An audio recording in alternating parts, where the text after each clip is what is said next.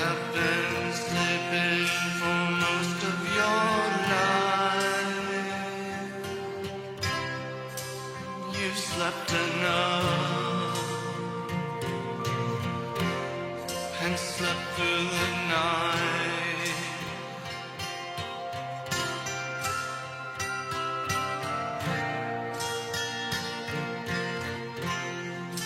It's a new day.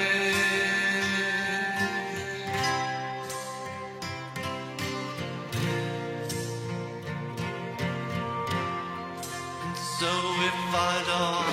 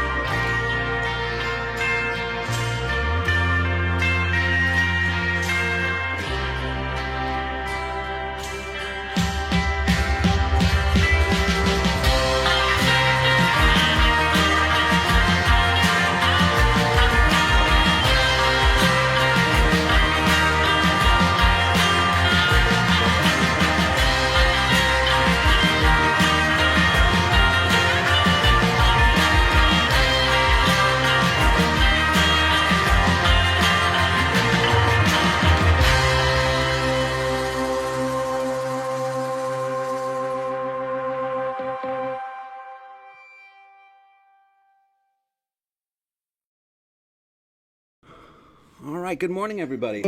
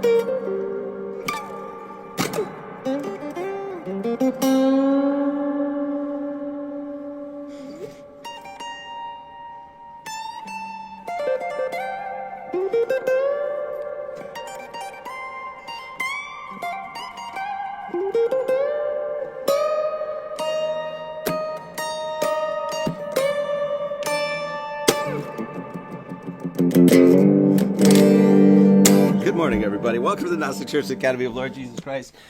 It's me, it's your old Uncle Marty. Dave posted Pink Floyd's Animals this morning, so it got me in the mood. So anyway, we do service every Sunday at 9 a.m. Central Standard Time. You're watching the Gnostic Church Academy of Lord Jesus Christ. It's Uncle Marty. We got a good one for you today. It's going to be long. It is what it is, and we've got a lot to cover. So let's launch into it. We really appreciate everybody that shows up here on Sunday morning. So let's first do a prayer written by yours truly. These hands you've given to me, good Lord, are to work, to toil, and pray. These feet you've given to me, good Lord, shall walk thy most holy way. This mouth you've given to me, good Lord, shall speak boldly of your love. This body you've given to me, good Lord, is fit for the perch of a dove. This mind you've given to me, good Lord, shall dream this world anew. And this heart you've given to me, good Lord, I'll give it right back to you. I receive with thanks and joy and praise the gifts you've sent to me, and every moment I stay blessed shall be my gratuity. All right. Welcome, everybody. We really appreciate you showing up today. We're going to do, this is Sunday service number 150, Redreaming the Nightmare. And the future is not yet written. We're talking about a lot of stuff today. We're going to talk about some crazy tech. We're going to talk about the video that Dave and I just did. We're going to talk about how the world is dreamed, abracadabra, how the world is made of magic, and how we got to do magic in order to redream our world, if you will. So we're going to talk about a lot of stuff. It's going to be long. It is what it is. So let's get into it. First part of this is we're going to talk about faking the sun and the conversation that Dave and I had and TFE and that sort of stuff. And then the second part of this live stream, this fine sermon, will be talking about how we redream our world. Okay? So, first and foremost, let's get this out of the way. This church, on the job safety begins here. This church has gone exactly one sermon since the last curse word was uttered. So, we're going to give it a shot. I can't promise anything. But I do have a whole list of new curse words here. Actually, instead of the F-bombs and the S, look, I didn't want this, okay? You guys wanted this. This is all on you, okay? I didn't want anything to do with this, but you created this. You made the bed, now you sleep in it. So, blazing barnacles, mother fudge knuckles, silly goose pants liquor, holy jumpin' Jaron Duffy, which we'll get to today, scruffy looking nerf herder, shut the front door, crickety crickets, a bunch of ballyhoo and bollocks, gee willikers, oh corn nuts, this is my favorite, oh Veda's jar of curses, that's one of my favorites, great Scott, frackin' fudges, sufferin' silly pants, cheese and crackers, shiitake shroomsicles, holy shrimp scampi, poo on a stick, dag nabbit, son of a monkey, shivering timbers, son of a biscuit, and fiddlesticks. That's what you guys get, okay? No more F-bombs from Marty, but this is what you guys get in return. So, once again. So, by the way, this is called foul language, and it's called good bird language. So I noticed that people were saying, Marty, you got to cut it with your foul language, and they were spelling foul incorrectly. So I just want to clarify because I'm a teacher. Foul, F-O-U-L, is offensive to the senses, especially through having a disgusting smell or taste of bad, unpleasantly, that sort of thing. And then foul, F-O-W-L, is birds. Okay, so this is foul language now. Okay. And poo-poo caca, of course. That's one that's already in the vernacular. So, okay. All right, enough of the fun. All right, let's start the goofing around. Okay, first part of this. So if you haven't watched the video that Dave and I just posted this week, I was supposed to get back into the book of John, but I just couldn't because my head was in this space. So I figured let's just keep going with this and discuss this more because, this it's kind of doing the rounds right now. This video is. It was shared by Mark Sargent and of course Dave Weiss posted and stuff like that. And it was basically a video about us talking about how we believe that there is a very, very, very, very strong possibility, and not only that, at this point, I'm not totally convinced. I'd be more than happy if this turned out to be wrong or something. Like, great, okay, well, we have to explore this avenue. As thorough investigators, we have to. Once we started exploring this avenue, it was like, damn, that makes a lot of sense. And what we're going to show today is basically talk a little bit about this and then show some of the tech that we really didn't get into in the conversation that Dave and I had. So Dave is in my phone as David Shillweiss, Flat Earth Rabbi. That's so when he calls, I'm like, oh, look, it's the shill calling. So that's how Dave is in my phone now because I'm an adult. So we're going to talk about TFE, the final experiment. It was with this guy, Will Duffy. Once again, if you're not familiar with what we're talking about here, you really need to, familiarize yourself with this, watch the video, that sort of stuff. But basically, we're going to talk about the final experiment. And one of the things that happened with this final experiment that I think is just a blessing, is really what it is that a lot of these people that are extremely terrible researchers, and they have what I think Kingdom of Context call it the spirit of accusation, that they jump to conclusions. They're not doing good research. They're accusing people of crimes without thorough evidence to do so. They're running around calling people shills. All of these people through this TFE, all of those terrible, immoral, absolutely, just bottom of the barrel flat earth people that have zero integrity, all the light got shown on them. And then it's a beautiful thing. I'm like, great, TFE was wonderful. It was actually a really wonderful thing, because all of these scumbags that have just been in the corners, just stinking up the place, got to shine their light, and we got to all see them. Oh, so you're the one with no integrity. You're the one with no dignity. You're the one that's a terrible researcher. You're the one that has the spirit of accusation. You're the one that's immoral. Great. Shine your light. We want to see it. It's beautiful. So what it was is basically, as I always said, Flat Earth is a litmus test. And what happened is this is a litmus test for people's morality. And what you got to see is there's a bunch of these people, Globies and Flatties, that are pretty damn immoral. That they run to conclusions. They want to blame guilt on people without thorough evidence. And we got to see that. I think it's great. Seriously. All those people that are like, because it throws at me and stuff like that. It's like, Marty's a shill. If you're using the word shill, you've just been exposed. Because you're saying nothing. Shill means nothing. If you're going to call somebody a shill without providing heap loads of evidence as to why they are immoral or a fraud or whatever it is, then guess what you're doing? You're raising your hand and saying, I'm a child. I'm a child of the heart. I'm a child of the mind. I'm a child of my intellect. I'm a toddler. That's what we get to see. And I think it's beautiful. I really do. This is a blessing. So all you people, shill alert. You're exposing yourself. And I think it's amazing. Great. So we get to see all of these people like that just get to shine. And it's like, oh, this is flat. No, we have nothing to do with these piles of trash. That's what they are. I say that out of love because I don't want you to continue down your road, but that's what you are. The King Nico guy, he's a Freemason slayer. I bet King Nico hasn't slayed one Freemason. I'm calling the Better Business Bureau because this is false advertisement. If I called myself Marty in Leeds, Negro Slayer, I would assume that if you came to my house, you would see a bunch of dead Negroes. But you don't see a bunch of dead Negroes because I'm not a Negro Slayer. So this sort of stuff is comical, it's laughable, it shows what kind of absolute clowns these people are, and this thing exposed, like the bright fake sun down there, exposed it all, and I'm like, heck yeah, beautiful, great. You get to see these sort of this trash, scumbags, bottom of the barrel, rot gut people that have no morality whatsoever. From this, I had a little back and forth with Witsit. We didn't talk, but it was just Telegram messages. And as this whole thing was going on, as you know, I just sat back and said, well, let's give it some room. Let's give it some time. Let's be patient. See what happens with this whole thing. Let's let some more information come out. And in doing so, what happened was, we found out that as far as I'm concerned, Jared and Austin absolutely are legitimate. They're being honest. They absolutely went. All of this other stuff. And then you saw all these people flip out. Great. So you get to see, there's this guy Z here that just absolutely, and I watched this whole thing, just drilling Austin, treating him like he was a criminal, being completely condescending, raising his hands up, stuff like that. I'm like, hey, Z, any of you people that are accusing these guys, just rushing out and accusing them of wrongdoing, do you know, I'll just say this, growing up in Wisconsin, growing up in bars and stuff like that, if this scumbag like that came over with the spirit of accusation, being condescending, raising his hands up and literally claiming people are guilty of things, basically being like a lawyer, if you will. If you were in a bar in Wisconsin, do you know what would happen to you, bro? You came up to somebody at a bar stool and started doing your condescending, talking down thing. You would get grabbed by the shirt collar and thrown up against a wall. You'd be out of that bar stool in 2 seconds, bro.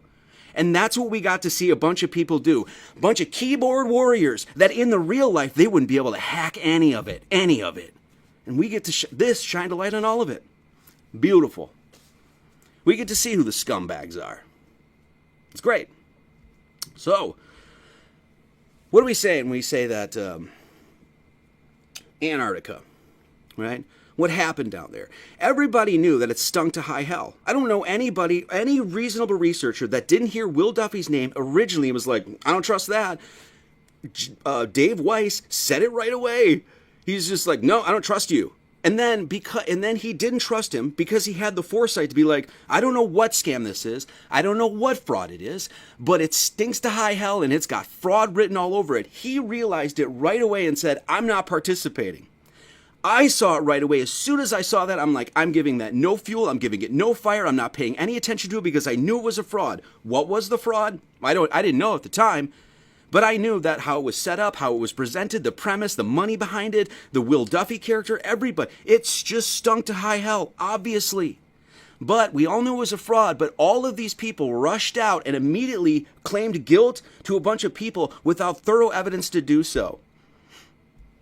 Dave and I, as far as we just sat back, we're like, well, let's just let this thing roll out, right? Let's see what happens. All of these people rushed to accuse Jaron and Austin and all this other stuff.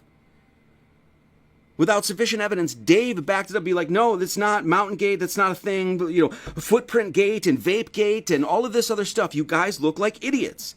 Then what happens? We wait.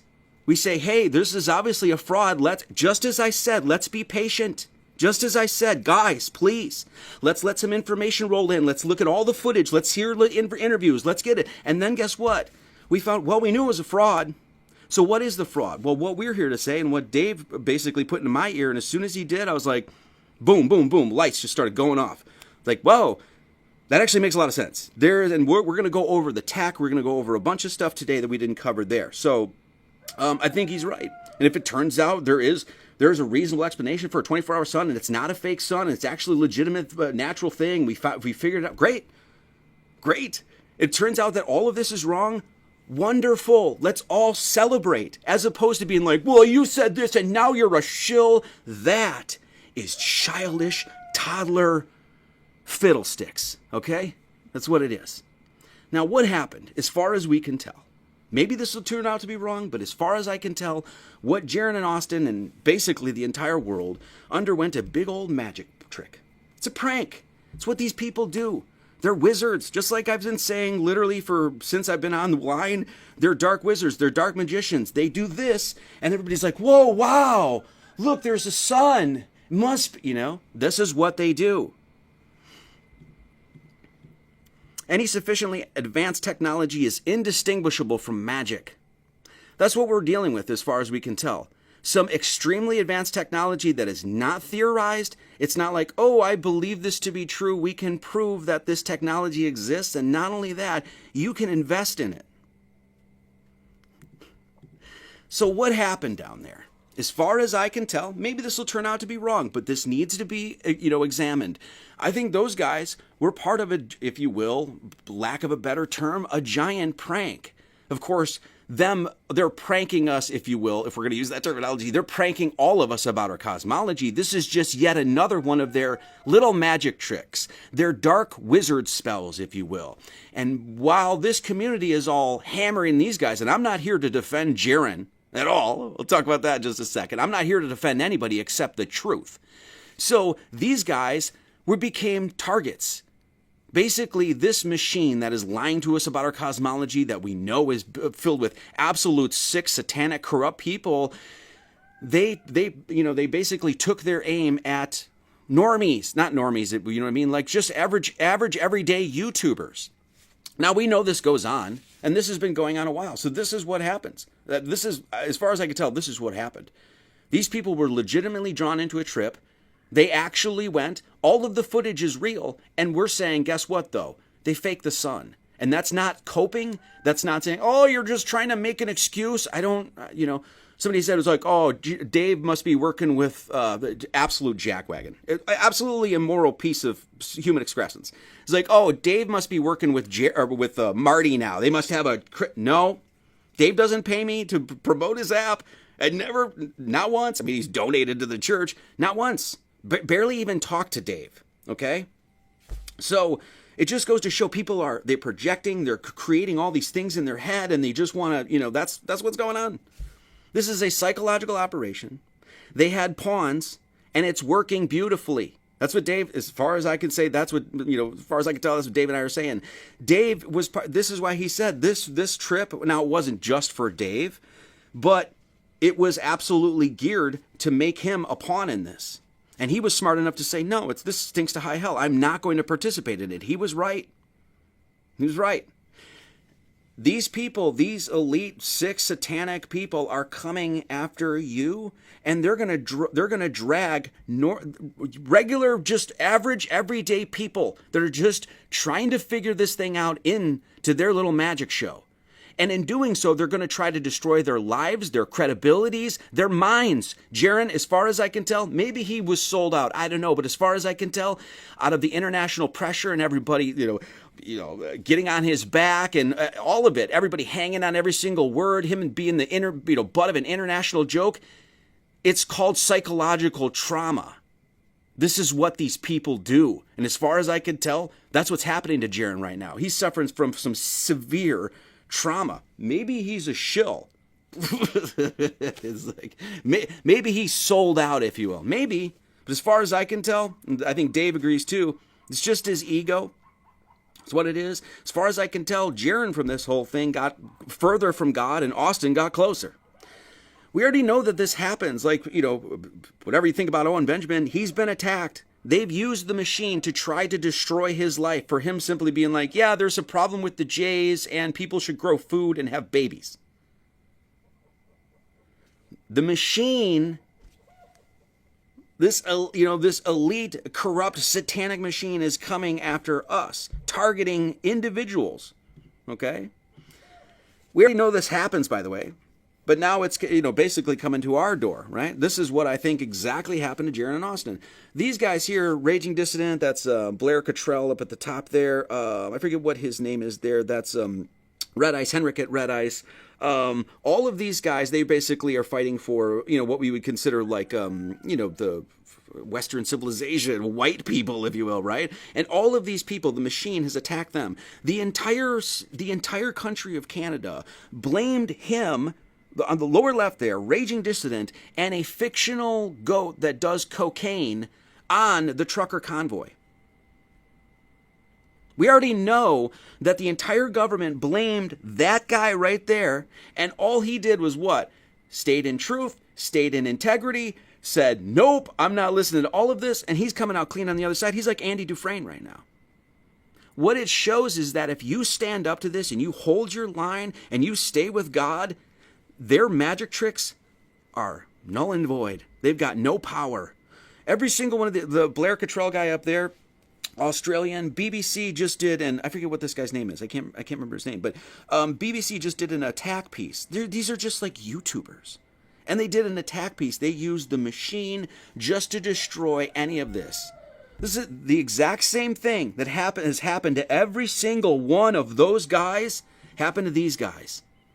And happened to these guys.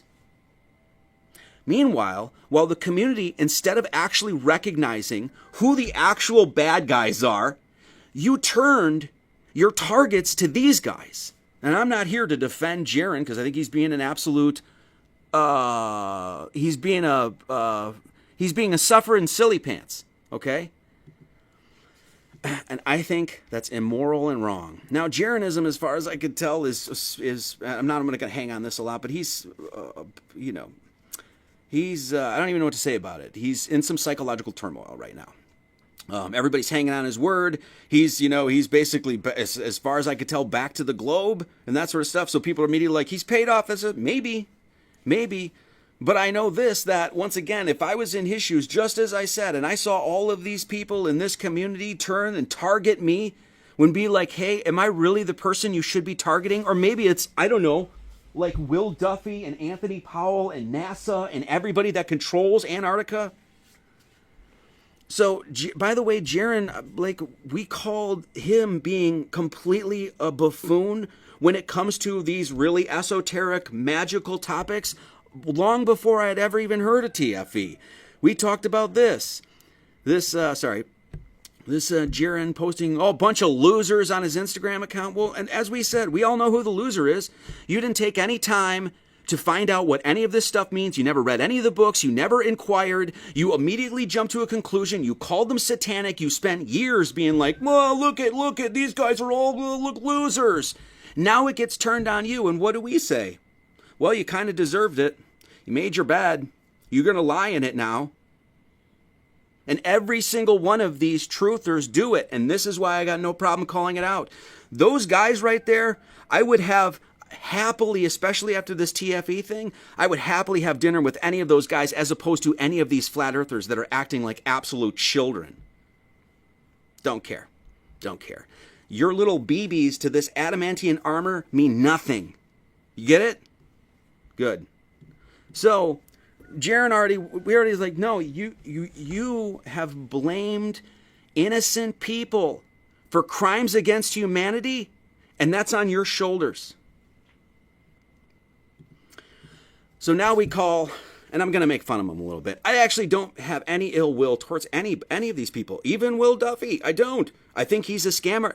I'm pretty convinced he's a scam artist and a fraud, but guess what? I'm a Christian. We're supposed to love our enemy. That doesn't mean I don't want justice served. That doesn't mean I don't want to get to the bottom of this. That doesn't mean I put my trust in this guy at all.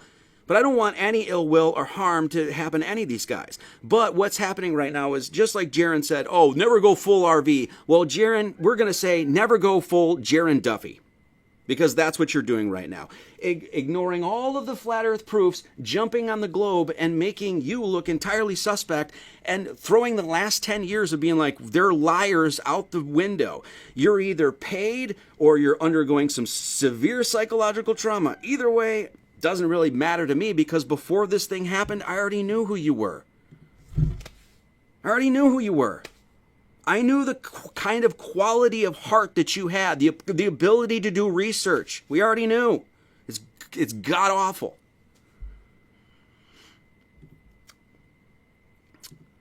This is why, let's not get into that. So in Masonry, they have a thing that when it's a false Mason, a person that's a fraud, that sort of stuff, right? We call him a Cowan, so we're going to call him a Jaron Duffy moving forward. So in other words, a Cowan is one who pretends to be a Mason because he works in stone, but he's not one. Right? So this is what we said. A candidate is the Jaron Duffy. Here we see a flock of good birds clearing out the nest of undesirables. The good birds have struck the Jaron Duffy on the forehead with the gavel as he falls into the blanket. The Jaron Duffy is then taken away out of the holy temple where he is no longer welcome. I'm making a joke out of this because what I'm showing is that all of those flat earthers, all of those people, Jaron Campanella, every single one of you that have been blaming people for crimes, you are now eating everything that you doled out. That's all I'm saying. So, let's talk about the flat earth and the sun in Antarctica and faking the sun. Dean Odell, by the way, so one of the things that Jaron posted was Dean Odell. He's basically saying, the sun, he blames Satan. It was Satan down there. Now, but I don't know why anyone would give... The earth could be a peanut. Okay, forget about the earth being flat or a ball or anything like that. Let's just say the earth is a peanut. Okay, and we're all on peanut earth right now. Do you know what would still happen on peanut earth? Dean Odell would be a giant moron, a deluded absolute fool. Okay, so anybody who's like, well, Dean, who cares what Dean? And by the way, Dean Odell, I would say, is actually closer than anybody when it comes to assessing the situation. It's kind of a joke. But he's like, I blame Satan. Yeah, I actually would agree with that. Yes, the people that are lying to us about our cosmology are satanic. Yeah. What went on down there, that magic show, that little prank, as far as we can tell, was absolutely satanic. Yes. Yeah. Now, that said, Dean gets pretty much everything else wrong. And he's a horrible, horrible human being. But we knew that long before TFE. It's not like we needed TFE to figure that one out. Okay? So, he's saying basically it's the Antichrist, right? That was Satan that did that. Well,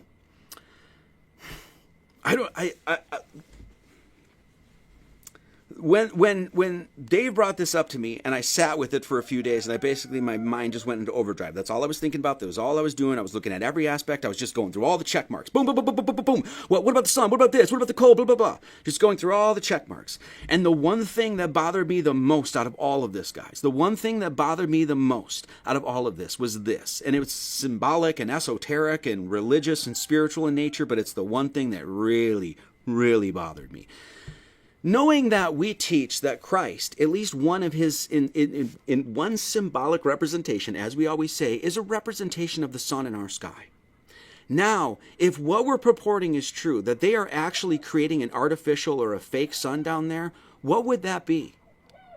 Spiritually, religiously, what would that sun, or those multiple suns, as we'll talk about, what would that sun be? It would be a fake sun. It would be a false sun. It would be a false prophet. It would almost be a anti. If Christ is the sun symbolically, then what is that right there? See what I'm saying? Let's just say that was the one thing that really, really bothered me. I was like, if they're faking the sun, and what we're going to say is that we can prove that they have the technology to do that. Anybody that says that they don't have the technology to do that, you might as well get your butt out of here right now, because you have no ability to discern or think. And we'll show you that. This is what bothered me the most out of the whole thing. Not the trick, not Jaron and Austin, not the TFE or the community or anything like that. If they are faking the sun, let's just say this. I'm speaking symbolically anyway. The Antichrist is here. An anti-sun is here. Now, we already know that this stuff is astrological. That false sun, this idea of a false sun is already, or a false cross, or false prophet, that sort of thing, is already in the sky. In the southern celestial hemisphere, and it is a sphere because it's a sphere of stars as far as we understand, there's a cross there that you can see, the Southern Cross, which rises right when Jesus is born. And then you have a false cross that's it's in the Argo Navis right there. So if you're looking to the south, right, and you can see the Southern Cross, and it's right around the Christmas time, if you will, right? And you can actually there's the cross. Well, actually, that's a false cross. That's the false prophet. There's the real prophet. There's the Southern Cross. There's the one. We already know this idea is actually even already crafted into the stars. And what we're saying is that, as far as I can tell, they're making that myth real. Okay? Now, for anybody that says, and we'll get into the tech here, that they don't have the tech to do it, this is the little video that I played in that video with Dave and I. They were there. Their breath wasn't, vape gate. They were there. They were there. They filmed. The film is real, but what did they film? Okay, so what we're about to talk about is that, yes, we think that they faked the sun down there. And actually, in my opinion, they've probably been doing this, or at least set up to do this, since the 60s. First and foremost, when people say, well, they couldn't fake the sun. So let's take the Globies perspective on this. What do Globies say that the modern science can do? They can drive rovers around on Mars. They can send a car out into space, Elon, SpaceX. They can build the ISS going 17,500 miles an hour. They can reconnect satellites after 42 years of being dormant. We can go hippity-hoppity on the moon in the 1960s. We can create nuclear power, nuclear bombs, CERN particle accelerators that can recreate the conditions before the Big Bang. We have phones in our pockets that allow us to speak to people in Indochina and look up anything instantly. We can project holographically, literally into thin air. You can do all that sort of stuff, but you're going to claim that we can't fake the sun or the moon? But beyond that, now flurfers, all of us stupid flurfers that think we couldn't fake the sun and the moon, but they can manipulate the weather with chemtrails. They can elaborately build space programs to lie about where we live. They could torch entire cities like Lahaina and LA with, they could do all the false flags like the Boston one and the LA one or Las Vegas one, where they could do all that. They can destroy and burn the old world and lie about history, but they can't fake the sun and the moon. So I think the point is made. So people that come along, we've had comments like this from both sides. They couldn't do that. And when I hear that, Jennifer and I just laugh. We just...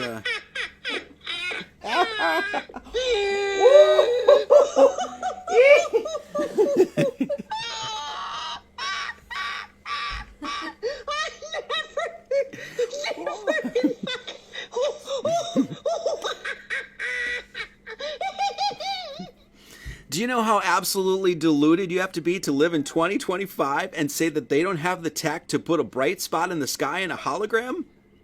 Immediately, as soon as Dave brought this up, it took me about maybe 15 minutes to be like, well, do they have the tech? And then boom, my mind just started going. I'm like, they've been showing us the tech for 20 years. We'll get into it. Okay. So before we talk about Earth, let's just for the sake of this, let's just have some fun here, guys, right? Little mental experiment, right? Hypothetical, if you will. Flat Earthers, we're all back on the globe. We followed Jaron's lead and we're going back on the globe. I am not really. I'm a globie for the rest of this conversation, and it's going to last like a minute. I'm a globie. Back on the globe. What they saw was the real sun down in Antarctica. Okay, great. So now that we've seen the sun down in Antarctica and we are all on a globe, why is the sun squishing? We're on a globe, we're spinning 1,037.5 miles an hour. Sun is 93 million miles away. We're granting you all of that. Now, explain to me why the sun is squishing. On the left, you have Anthony Powell's 24-hour shot, 360 of which, well, here, I'll play this again, 24-hour shot, 360. And as you can see, the one on the right is in Antarctica. The one on the left is Antarctica. This is Anthony Powell about 4 years ago, I think. Put this video out. No one heard of it. Let me ask you, Globies, Simon Dan, Dave McKeegan, MC Toon, we're going to grant everything. We're back on, let's watch again. Back on a ball. Now, explain to me why the sun is squishing. Why? You know why I'm asking this is because, as far as I can tell, once again, maybe there's an explanation for this. Maybe it's a camera thing, something like that. But as we know, and a bunch of people have pointed out, it doesn't happen in the north. Also notice, if you notice especially like how gold this sun is compared to the white one, I don't see a squishing sun. I see a ball. It looks like a disc ball, maybe? I don't know. Very golden. Almost looks like it's sort of going far away and coming back, like it's making circles over the earth. So that looks a lot different than this. That's a very white sun, and both suns doing the squishy pants. I mean, gee willikers, oh corn nuts, Veda's jar of curses, what's going on, people? Serious scientific inquiry. Okay, so there's that. Now, so people had asked, and I caught this comment. It was from good boys over at Alpha Vedic there, one of the Alpha Vedic guys. He asked, AV Warrior asked, I really appreciate this, Dave, but I'm still scratching my head as how a localized beam light source could illuminate the entire plane. Well, it doesn't, by the way, but like the natural sun does. Well, what we're going to say, and what I'm saying is that it's not like an artificial sun, like it's just a hologram and that, no. What we're saying is that there, as far as I can tell, probably in multiple stations, and we'll get to it, that they're recreating a literal sun that creates literal UV rays, that the hologram that is put into the sun is literally exactly the video that you would see of the sun. Now, once again, and we'll talk about the tech here moving on. It's like, hey, well, how does, once again, so basically, they're basically just asking, hey, there's an immense radiated projection of light required to light up the terrain for as far as the eye can see. No spotlight or beam tech can do that as far as we know, or I know. Well, actually, that's not true. That's not true at all, is what we'll say here, is that as far as, well, here, first off, let's talk about this. So basically, you're down in Antarctica, south. It's old programming. It's residue, guys. Just calm down when I say down. Okay, good Lord. So when you're in south in Antarctica and the sun's doing this, as far as we understand, right? Once again, it's still metaphysical. It's still projected. We can't even pinpoint and triangulate where that thing is. But in general, we can see that it does essentially this over the flat Earth. So basically, when it comes over here and into Antarctica, it's lighting up the sky. As it's going away, it's lighting up the sky. This is something that flat Earthers were saying it would do anyway. I think they call it the caustic coffee cup effect or something like that. But basically, you put a light, this is a dome, flat land, you put a light there, and depending on where the light is, it can actually wrap around the dome, creating light as it sort of, carries around the dome sort of thing. So people are saying that this is what happens. So if you have that, and then all of a sudden you create a false sun, that artificial sun, that's doing exactly what the sun would do, lights up the gases in the air. It's a UV light. You mean to tell me that you can have UV at your home? You ever grow microgreens or grow weed? That sort of stuff. So basically what you have is in the atmosphere, what do you have? You have a bunch of different gases, mainly nitrogen and a bunch of like trace gases, that sort of stuff, all of which, as far as we could tell, when struck with a UV light, turn blue. That's exactly what it does. Neon, nitrogen, as far as we know, okay? So when they put in there it is, there's hydrogen, helium, argon, nitrogen, all of them. They all turn blue. The skies are coming from the other gases, that sort of stuff, right?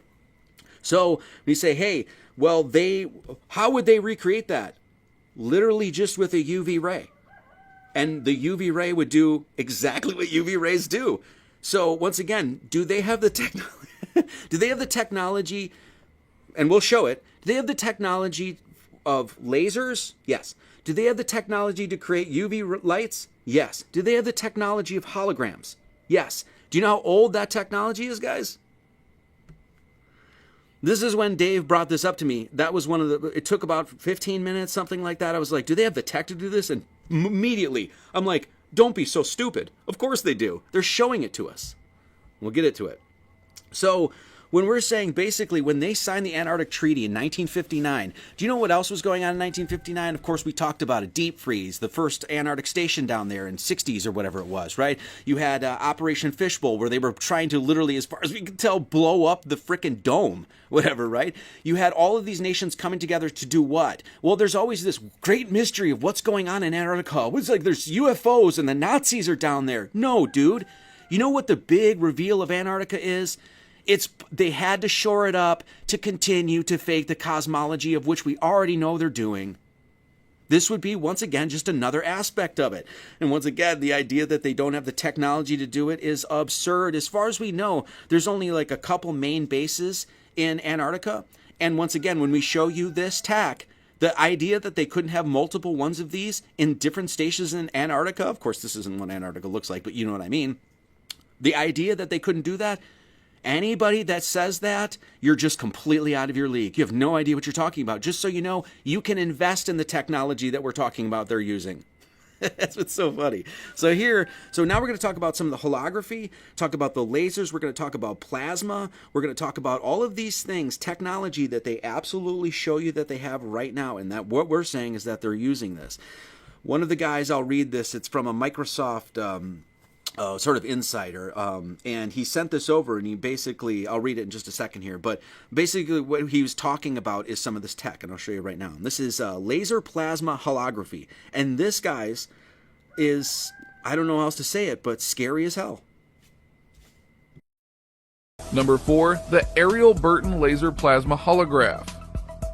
Burton Inc. is located in Japan, and they are proud innovators who managed to succeed in creating true 3D display using plasma technology.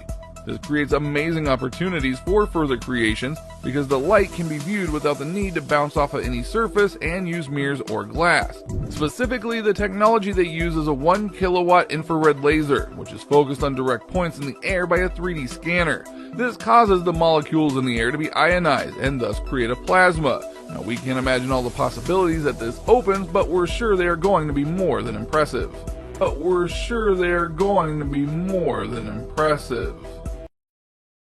So this is just, I'll show you a lot more. That's just some of the tech that they're showing you. Anybody, any reasonable researcher, doesn't matter if you're an investment banker or anything like that, or you work for the Department of Defense, or you're just a YouTube researcher, you know. I don't need to convince you of this at all. You know that the tech that they have, that they just roll out, is usually at least 25 to 40 years already in R&D, research and development. They've already, developed this at a high rate, and then they just roll it out. They do this with tech all the time. So when they show you, holographic, that sort of stuff, tech like that, that's Atari. It's peanuts. It's Commodore 64 stuff. That's what it is. It's Pong, compared to the virtual reality stuff that they already have. Pretty much anybody I know that I've ever spoke to when it comes to tech understands that to be true. That's all we're saying. So here's the other one. So this is what the Microsoft insider said. He said, the holograms the general public sees are far behind what is actually in use. Let me say that again. The holograms the general public sees are far behind what is actually in use. I know this because of 2 times I was exposed to that advanced holographic technology while I was employed at Microsoft. While I was there, feeling at the pinnacle of technology with my HoloLens, which is this technology that he's talking about, we won't get into that, one of the MIT professors that oversaw the kids grabbed me by the arm and said, "Come here, person. You have to see this." He took me downstairs to the basement area and into one of the labs. There are a couple of engineers in there eating lunch. They ignored us. He took me over to the table, and it looked like there were 2 small robot toys on the table, maybe 4 to 5 inches. He did something on a laptop, and the robot toy got up, stood up, walked over to the other robot, one kicked the other.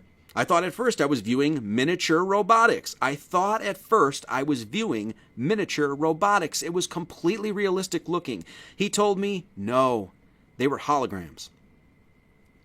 Though I could not look through it, though it was not transparent and it was pretty well lit in that lab, I went right up and bent down to look closely at it. There was no glass or anything between me and the robots. You don't need a screen. You don't need a reflective surface. All of this tech, once again, you can invest in. I went right up and bent down to look closely at it. There was no glass or anything between me and the robots, and they battled each other. It was absolutely incredible. The demo I saw was very briefly, maybe only 1 minute, and then he rushed me out of that lab. I speculated perhaps the head researcher was at lunch when he snuck me in, and maybe I wasn't supposed to see that. I don't know. My hotel was within walking distance, and I will never forget how excited I was walking back to my hotel that night. I called my mother and my friends in whispered tones, told them what I had just witnessed. Totally nerded out by that. Still got excited when I remember that. I thought HoloLens was cool. This just blew my mind. The U.S. military is making lasers that create voices out of thin air. Within 3 years, the Pentagon's non-lethal, I want to say this was like 2015, this article. Don't quote me. Don't quote me. I'm sorry. Within 3 years, the Pentagon's non-lethal weapons lab hopes to have a direct energy weapon that can produce an effect like a haunted walkie-talkie or biblical burning bush. What they're saying is they already have it. It's already way advanced. It's probably been advanced for 20, 30, 40 years, and now they're letting you know. That's what this is. This is called plasma holography, and this is scary as sin. Plasma, sometimes called the fourth state of matter. It was first described by Irving Langmuir in the 1920s, and that gave the foundation for the understanding of ionized gas, which became crucial later on with laser-induced plasmas.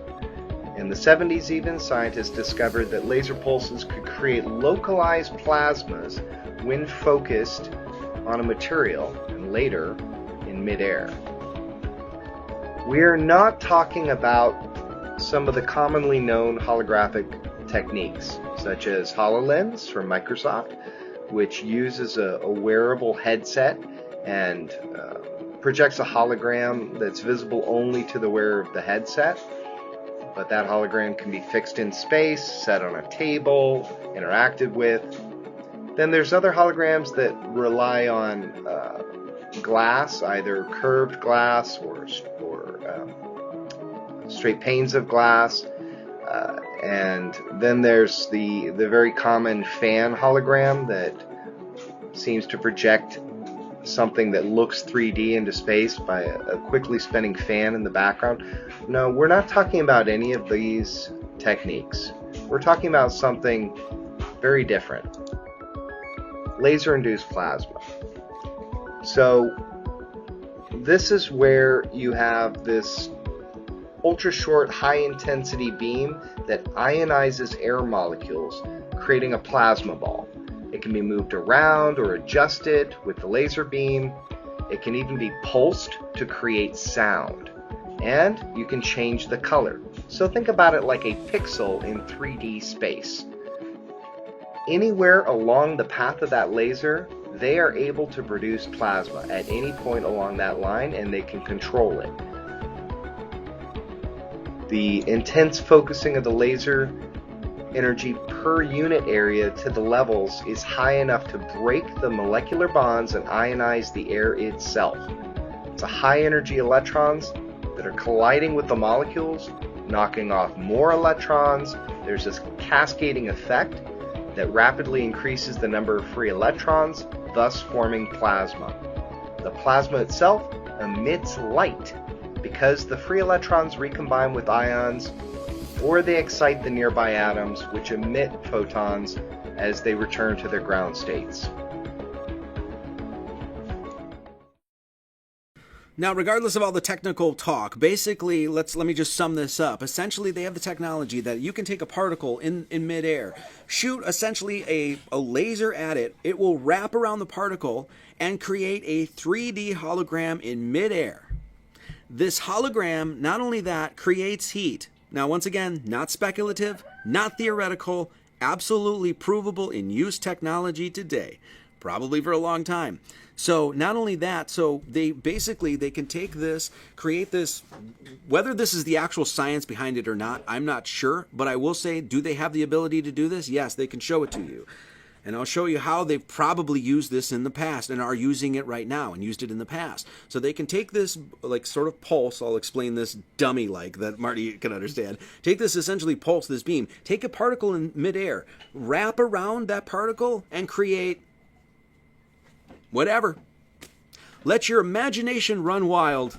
Not only that, it can emit heat and sound. And I'll show you that just here. So when we talk about they have the technology to literally just blast back UV rays from a centralized laser focused point of light in the sky that has a hologram in it, guys, that's not, oh, they just came up with that technology in 2000. As far as we can tell, some of that technology is 1950. Not an exaggeration. Now, take that technology and just, shoot forward 100 years or whatever it is, 180 years, whatever you want to say. Okay? This comes from the Department of Defense. Now you'll see plasma wrapped around a particle in midair. Guess what it does? Emits sound. Pentagon scientists have finished testing on an early weapon that can make laser plasma balls talk. Stop, or we will be forced to fire upon you. It's called the laser-induced plasma effect, and it's made by the Joint Non-Lethal Weapons Directorate. So what they've done is basically created a laser that can shoot out to a certain distance, and they can pipe in sound waves through it, and actually make human voice sounds and commands. Stop, or we will be forced to fire upon you. Now where this becomes useful is around an area where you want to keep a perimeter secure. So essentially you can shoot out this laser, you can then talk to the people on the edge of the perimeter rather than sending troops out there and tell them to get away or you're going to shoot, or get away or they're going to... You see that right there? You know what that is? That is a little plasma ball made in thin air, made by a light that is able to emit sound, heat, a hologram. Pick your poison. This is what we're saying. This technology is not only available, it's in use. And guess who has the R&D and the Black Ops budget and everything like that? Jaron Campanella. Oh no, I would probably be the United States government and every government that signed the Antarctic Treaty. Use other means to deter them. And that same laser can be used to actually target the individual and create heat through pinpricks, like microscopic pinpricks in their skin, even beneath clothing. It's extremely uncomfortable and people move out of the way almost immediately. At the same time, the exact same laser is also being used as kind of a never-ending flashbang grenade. It can basically, with a power source, it can constantly create audible effects to deter and confuse and disorient people, just like a flashbang grenade that you would have in your kit, but would only be able to flash once, maybe twice, depending on the design. Now, it's still a few years away. They just finished testing to get the audio portion through the laser in a laboratory setting this year, but they expect to have a fieldable version within the next 5 years that troops could use to protect different areas or put on mobile platforms to disperse crowds or use it in a non-lethal way in theater.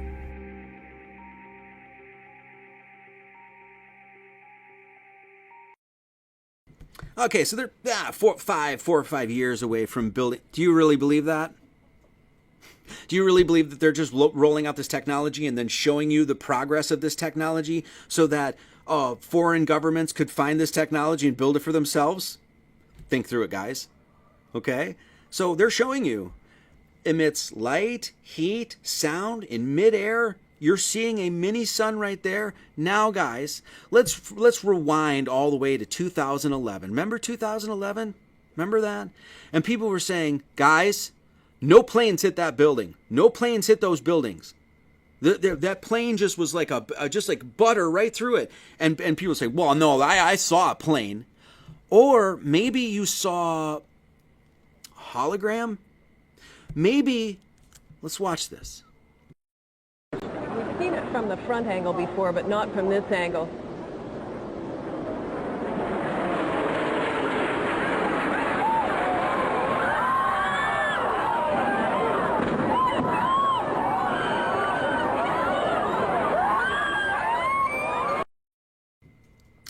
That plane just sliced right through the building. We didn't see plane parts fall off. Nothing. right? And everybody saw it, didn't they? You mean to tell me there were no planes on 9/11? But what about the sound? Wait, you mean the tech that they're already showing us? Is that what you mean? That, a plasma ball in midair, created with a laser. Do you know how you make a hologram? You could probably use a laser to do that, huh? See what we're saying? When Dave brought this up to me, the lights started going off like crazy because I'm like, no, we're not just talking about some artificial fake sun or suns in Antarctica. We're talking about the tech that they've been using on us for a while.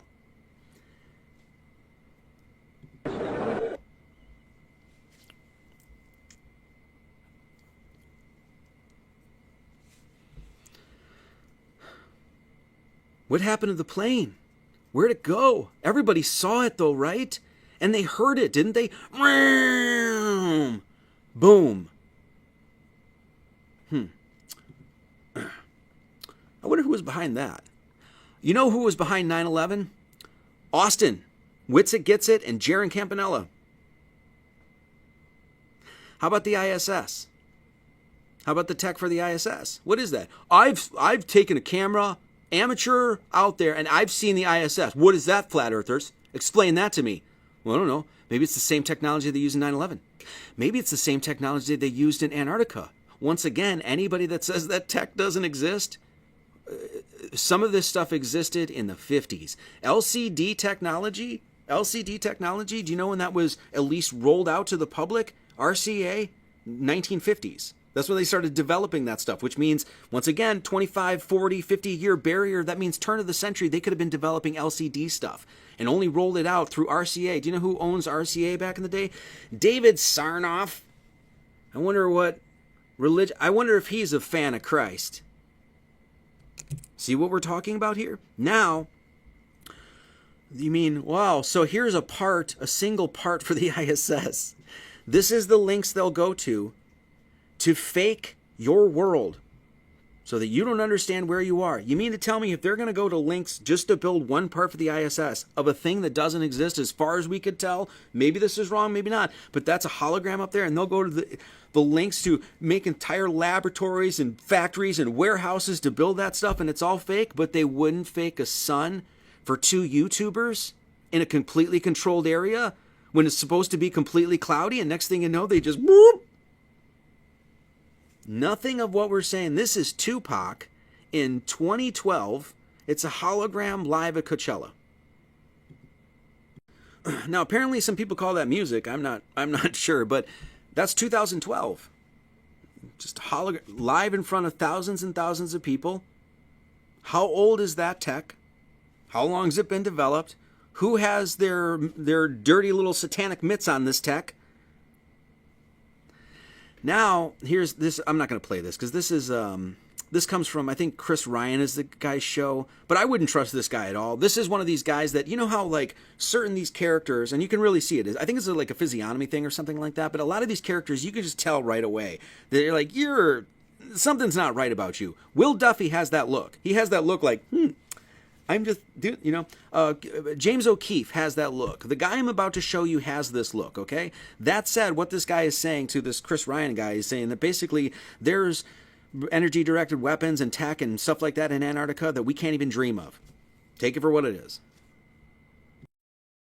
That there are technologies at the South Pole Station that people can't even consider that exist on this planet.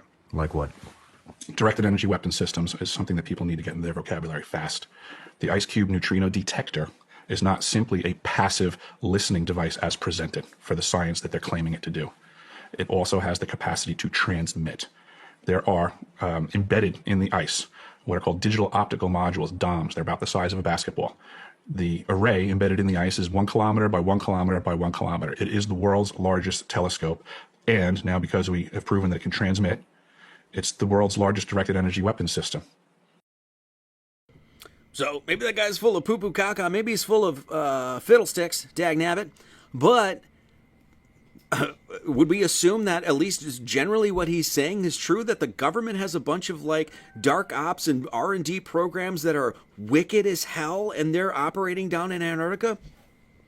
Like, what reasonable person that doesn't understand, what's going on in this world would not throw that in as a very, very at least strong possibility? Okay, so this is what we're saying. Now, we talk about this tech, about what would it take to fake a sun? An enclosed environment that, of course, we don't have access to these government, buildings and stuff like that, where it could be under the ice, in a ship out, whatever. We have no idea.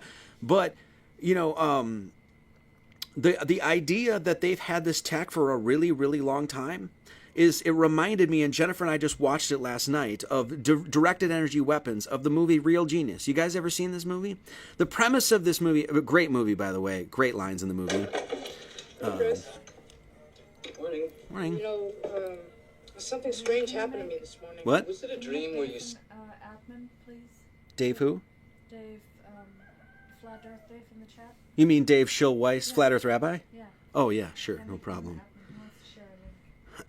Dave Weiss, Flat Earth Rabbi is now is not moderator. Okay, let's watch this again. Some great lines in this movie. So, Real Genius. All right, talk about this. Chris. Morning.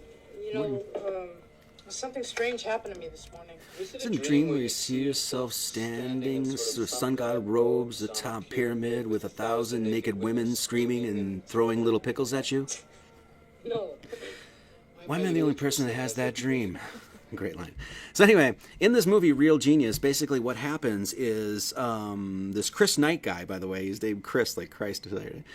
Chris Knight guy is like super genius guy. Basically, the government comes in and uses this MIT, bunch of geniuses, the college kids, to build literally a directed energy weapon. That's what the movie's about. The first scene in the movie, basically, you see this thing in this spaceship in space, and it's got this energy directed weapon, and it shoots a laser. And this is what they do: they build lasers in the thing, and it's supposed to be small and compact, so they can put it on a plane and things like that. The whole movie is about how the government has basically infiltrated the universities, using university R&D and all of that sort of stuff to build this technology, and then taking it and using it for weaponry. That's what the movie's about. Do you know when this movie was released? 1985. 1985, they were telling you that they have small, miniature, energy-directed weapons that can, as they said, vaporize a human target in space, if you will, right, wherever, if you will. Okay?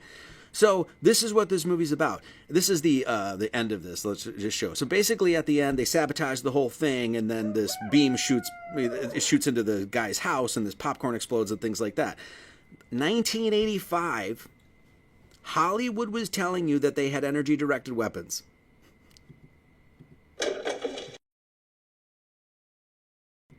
Wrong clip.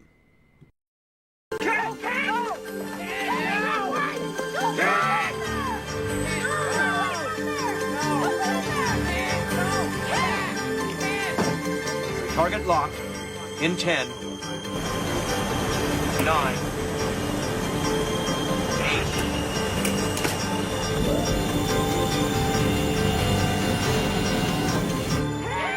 Come out!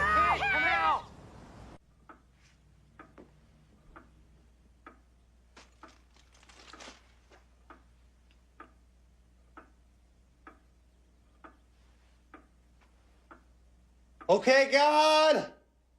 Let me have it!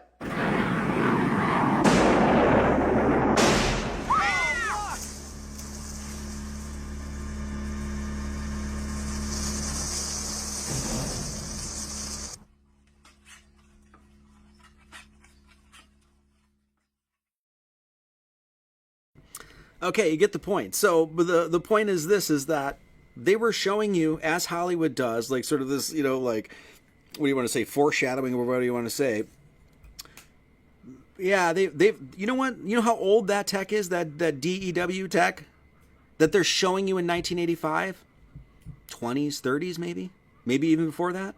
Think that's an exaggeration? No, it's not. Not at all. Now, this is what they say in the movie. So they build this energy-directed weapon. It's used to be put out small, so compact, where they could use it anywhere. It can vaporize a human target in space or whatever. And this is what they say about the laser in the video. Watch this. It is possible to synthesize excited bromide in an argon matrix.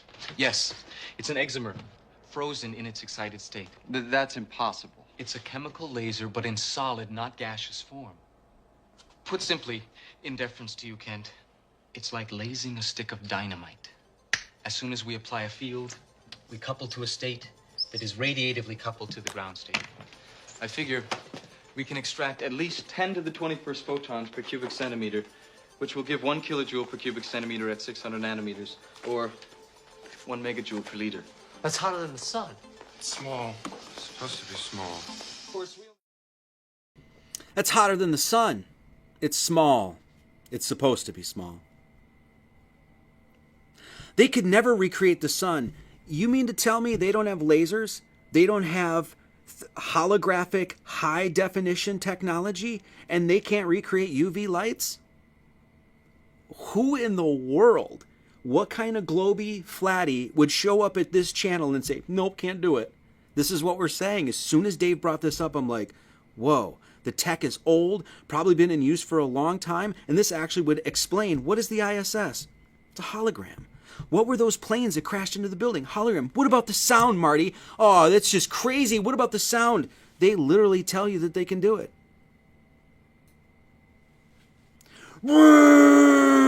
What was that? A plasma ball? A holographic plasma ball? Literally in midair? So, this is what got these wheels spinning. Then I thought about, by the way, this is what they say in the video. So finally, when they build the laser, this is just a little anecdote what I thought was funny. When they finally build the laser, do you know what they build it out of? Dry ice.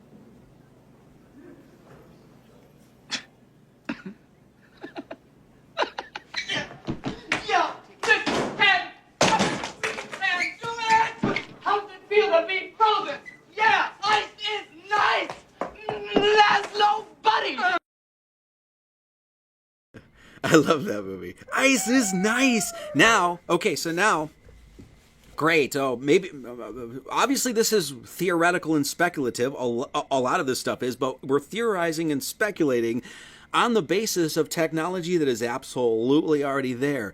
Now, what have we all been hearing since I've been born, right? Since at least the 40s, 50s, right? Of course, you've seen this. A UFO agenda. You could be a flat earther or a globe earther, and I can guarantee if you're a conspiratard, you know that they have been pushing a UFO alien invasion agenda for a long, long time. Ancient aliens trying to, erase our past from understanding the glory of humanity by claiming that, aliens built the pyramids. How long have they been pushing this down our throat? A long time. I couldn't help at one point in my discussions privately with General Secretary Gorbachev, when you stop to think that we're all God's children, wherever we may live in the world, I couldn't help but say to him, just think how easy his task and mine might be in these meetings that we held if suddenly there was a threat to this world from some other species, from another planet, outside in the universe. This is the 80s, right? I think so. So the UFO agenda is in full swing, and they're populating your mind with these ideas, and this is what Hollywood is all about, which we'll talk about in the second part of this sermon. All of these movies, every last one of them, to prepare you for what? A holographic fake alien invasion, which the technology will be so advanced that it's going to seem like magic. Just like the sun. It's so advanced We have the proof that it's that advanced, that when those guys went south down there to Antarctica, they looked up and they couldn't tell the difference. Yet, when you actually start analyzing it, we got some issues, don't we? Squishy sun. Squishy, squishy sun, don't we? Sun's very white, too. Maybe because it's advanced technology that we just don't even, we can't even, we can comprehend it, but, you know, we're not hip to this. We're not privy to this sort of stuff. And this is what's being used. Now, understanding this, understanding that they are lying to us about our cosmology, understanding that a UFO agenda, fake alien agenda, has been in the works for a very, very long time. Now that we see all this, and that they would go to such lengths to literally put a hologram of a sun in the sky to fake everybody and put the egg on the face of all of us flat earthers, as if any reasonable flat earther gave two shiitake shroomsicles about any of this. So now we look at who just became president. And who is his little left-hand, right-hand man there? You mean the guy that's full-time faking? What do you think SpaceX is? Do you think a SpaceX is actually driving rovers around on Mars and sending cars into space? Or do you think that these guys are exactly what we say they are? Dark magicians, wizards. And you know what they're doing? They're dreaming a nightmare for you. That's what they're doing. Anybody that's MAGA, I've got some, you know, now that Donald's in charge, I've got some hope about, you know, I'm going to put my hope in these guys. No, these guys are full-time dark black magicians that are going to, as far as I can tell, you know, push towards this agenda of literally a fake alien invasion. We also know that there's, what's his name? Larry Ellison right there. Doesn't he own Lahaina, right? Doesn't he own one of the islands? Like, how can you even own an island? The little island. Yeah, the little island. Lanai, not Lahaina, excuse me.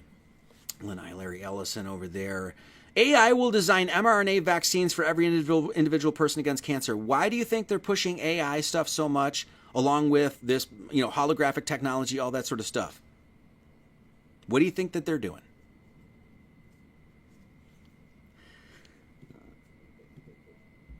Of course, we had Donald didn't put his hand on the Bible either. I don't know, just pretty interesting. Just in, you know, 2017, there's Melania, whatever her name is. What's her name? And then there she is. She's looking like one of the Spy versus Spy characters. He doesn't have his hand on the Bible. Pretty interesting. Everybody can see that too. Tech titans bicker over $5 billion AI investment announced by Trump. So Trump immediately comes out. He's like, guess what? AI vaccines and tons of AI technology that is going to be indistinguishable from magic to the little goyim. As my friend, as Jared mentioned there, this is all you need to know. He's right. Top companies, what do they do? NVIDIA, AI. Apple, AI. Microsoft, AI. Amazon, obviously, space and, what is it, Blue, what was that thing that he never went, or whatever it was, Blue, it doesn't matter. Alphabet, Google, what do you think they're doing? Every single one of these top companies are black magicians, dark magicians, and they're going to try to manufacture reality as they already are doing. So while all these people, and this is why I was so harsh about people claiming that this world is the demiurge. No, it's not. It's God's world. God owns this world. God created this world. He created it for us. The demiurge, if you will, is coming from these people. They are trying to they're trying to take God's world and create a living hell, a living nightmare. This is what these movies are actually about. These movies are not about the demiurge that actually created the physical world or anything like that that people assume. No. This is just telling you exactly what these cheese and crackers guys, these frackin' fudges are doing. Not these frackin' fudges. You get what I'm saying. These guys. So. Is the tech there? Anybody that shows up here and says they don't have the tech, just stop. Stop. You really need to actually get your head around what's going on in our world right now. Any of you people that are like, Jared and Austin, you really should take a step back, take a breather, maybe do some meditation, some prayer, and realign yourself a little bit.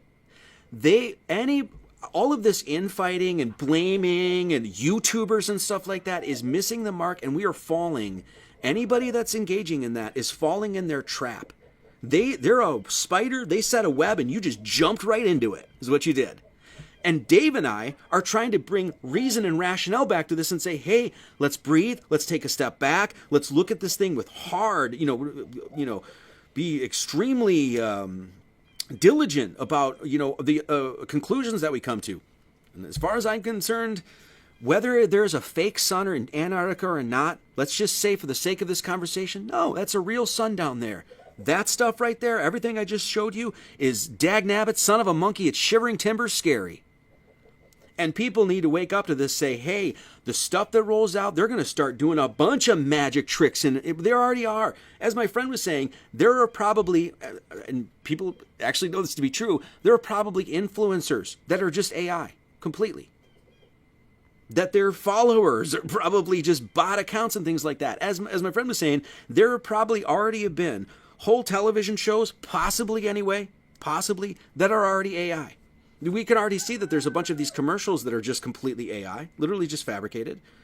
What do you think this technology is going to be in 10, 20 years? What technology do they already have that they're going to start rolling out that if we don't get hip to what these people are doing, that we're going to fall for it? Just like TFE, just like all of those flat earthers, they fell for exactly what they wanted them to do. Blame Jaron and Austin. They must be on the side of this Illuminati or Freemasons or whatever.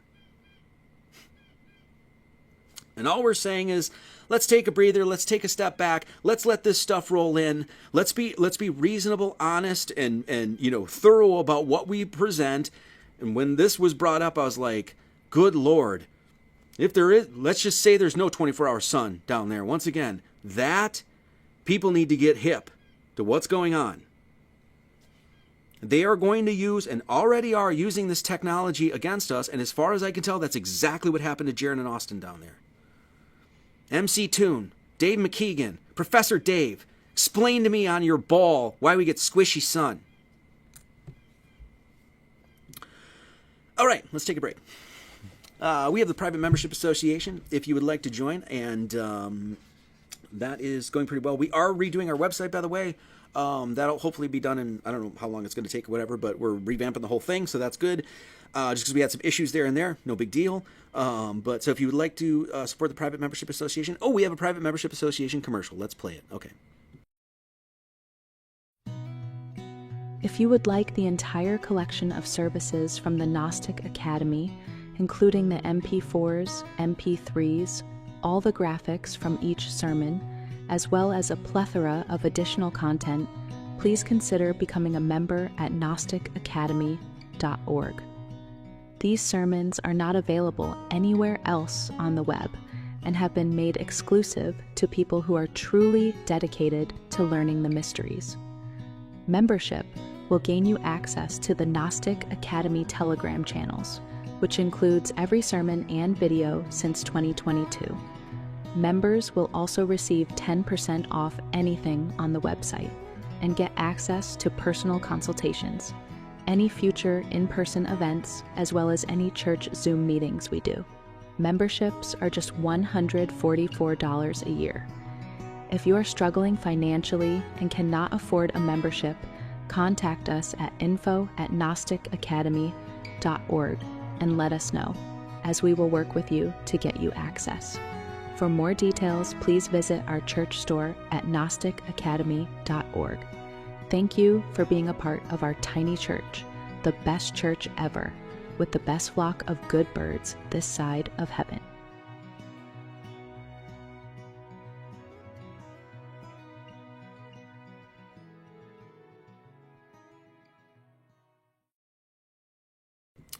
All right, thank you. If you'd like to donate via the website, there's the donate tab there. Like I said, we're going to redo the website hopefully in a couple weeks or something like that. Should be done.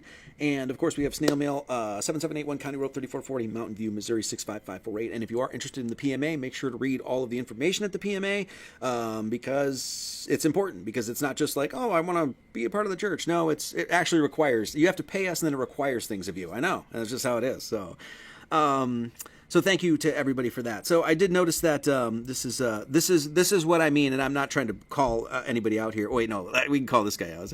Can you imagine being a flat earther and calling anyone researchers god awful? These are the kind of people that this shines a light on. You know, guys like this. This is a total joke, and he will find out after he's all said and done with this life how much of a joke his life was. Good. That's the way it works down here. If you just accept it, then it's all good. So, but somebody had said, I think it's effed up world here. I'm going to say here. Marty, the sun, God can put the sun in the sky, but tech, I disagree 100%. Doesn't matter if you disagree. This is what I'm saying. You can disagree all you want. You can invest in this technology. To say that they don't have it is to go directly against absolute proofs that they do. And a long time. This is why I've been so strong about this, because regardless if there's a sun or not, we need to get hip to the sort of technology and the mind spells and the magic spells that are going to be used against humanity moving forward. I'm saying this because I care about your children. Okay? Marty, the sun, they don't have the tech. Yes, they do. They do. I don't know how many times I could stress it in this live stream. I'm sure I'm annoying you guys, but it's true. Okay? We got to get hip to it. We got to start recognizing that. Okay? Yeah, 9/11. Where did that sound come from? Where did it come from? What happened to the plane? Why did it just go like a butter, just go right into that building? See what we're saying? Okay. So, now that we've covered all of that, let's get to the second part of this live stream called, this is Sunday Service Redream, number 150, Redreaming the Nightmare, and the Future is Not Yet Written. So we're going to talk about the fact that, as we said, what is all this sort of stuff? What is the ISS? What is NASA, JAXA, ESA, JPL? What are all these AI companies? What are they doing? What is it high tech? Yes, it's high tech. Yes, it's satanic. Yes, but what ultimately are they doing? They're performing magic. This world is not run by nuts and bolts and cogs and gears and atoms smashing together and any of that stuff. This world is run by perception and magic. The sun in Antarctica. If we can actually say that that is a fake sun, we have all the proofs that they have the technology to do it, they have all the wherewithal to do it, they have the ability to do that, they have control of the situation to do that, all of that sort of stuff. Then we say, what did Jaron and Austin believe that they saw? A real sun. Maybe it was a real sun. Maybe. But if it is a fake sun, then guess what they just underwent? A magic spell. Guys, guess what? It's a real sun. Guess what all the flat earthers did, myself included? It's a real sun. Maybe not. Maybe it's just more of their dark black magic that they've been doing forever, that we've been saying forever. What is magic? It's the power of apparently influencing the course of events by using mysterious or supernatural forces. Supernatural means, in one of the ways it means, is as we explain it, and have explained it thoroughly on our little church here, is that supernatural, one of the things it means is metaphysical. Meaning numbers themselves are supernatural. They're natural, they're part of the natural world, but are they in the natural world? No, there's no number in the natural world. So therefore it's natural, but it kind of has this sort of super element to it, right? So what are numbers? What are geometry? What is language? What are thoughts? Metaphysical. It's what it is. So when we're saying, hey, the laser and the hologram and all of that stuff that they 100% have the tech to do, what are they tricking people with? Metaphysics. Supernatural. It's natural technology, but what is it doing? It's basically creating a dream, a false reality for you, and getting you to believe it. That's called black magic. White magic, in this sort of sense, the magic that leads you to Christ and God, right? That magic is what undoes these spells. That's what we do. That's what we do. That's what I've been doing since 2011. And all of you people that want to throw the shade at me, you're throwing shade at a guy that's trying to help unravel this stuff. Just like we do it with this. Just like we do it with this. Just like we do it with our language. They're magicians. Listen to me. Please. They're magicians. They're doing this. This is what history is, guys. And then what do? Repetition, image, supernatural means. They manipulate your mind. They get you to see things that make you believe things that are not actually. There was a plane. I saw a plane. You can't tell me that there wasn't a plane on 9/11, Marty. You can't tell me that. Or a black magician just did that to you. See what I'm saying? If it turns out that there is actually a 24-hour sun there, guess what? All of this stuff is still 1,000% important. You get what I'm saying? I want to make sure I'm very clear today. Magic, the etymology, is the art of influencing or predicting events and producing marvels using hidden natural forces or a supernatural art. Sorcery, magic. One of the members of the learned and priestly class, if you will, some of the chosen boys, decided to use supernatural magic against the Goyim. And they did it with how did they do it? The art of influencing. Using natural forces. Are holograms natural? We can, right? You can see hologram, like all that sort of stuff. Yes, this is what they're doing. They're using this tech against people. Now, we call this redreaming the nightmare. And this is what I'm saying is that what human beings have forgotten is that how much power we actually have. And this is one of the main things that they don't want us to understand, is that we actually dream our reality, our thoughts, our intentions. What we say actually creates the world. Now, what do Satanists do? They hijack your thoughts, they hijack your mind, they hijack your psychology and get you to repeat whatever they want you to repeat. So that way they bring into the world whatever is said. We'll talk about this. We just did a live, this is why I had to do this, because we just did a few live streams where we talked about the demiurge and soul traps and all of that sort of stuff, right? And then we also just did one where we talked about the Ojibwe story of creation. And in the Ojibwe story of creation, we'll watch bits from both of these. In the Ojibwe story of creation, we have this story that Kitchi Manitou, which is the great creator, dreams up the world. And in dreaming up the world, he gave us the power to dream. And in our dreams, what we dream, what our heart's intention, what actually goes on in our mind, what we speak into reality, actually becomes our reality. Now, Satan worshipers, dark magicians, grab a hold of our consciousness and direct it through the ways that they do and get us to bring forward their reality. And what I'm here to say is that we need to stop doing that. We have the power, and God has given us the power to redream this world. And I don't mean just dream, like sit around like, dream. No, to put into action. And I'll get into this, but if you sit around and curse the world, then you're going to get a cursed world. It's exactly what they want you to do. Oh, this place is screwed. It's aft. Everything is, it's fiddlesticked. It's gee willikers. It's corn nuts. Great Scott frackin' fudges. It's screwed up. God's like, oh, is that what you want? Is that what you're repeating? Everything's effed. Okay, here you go. That's the power we have. They know it. We don't. And now we need to learn it again and utilize our powers again.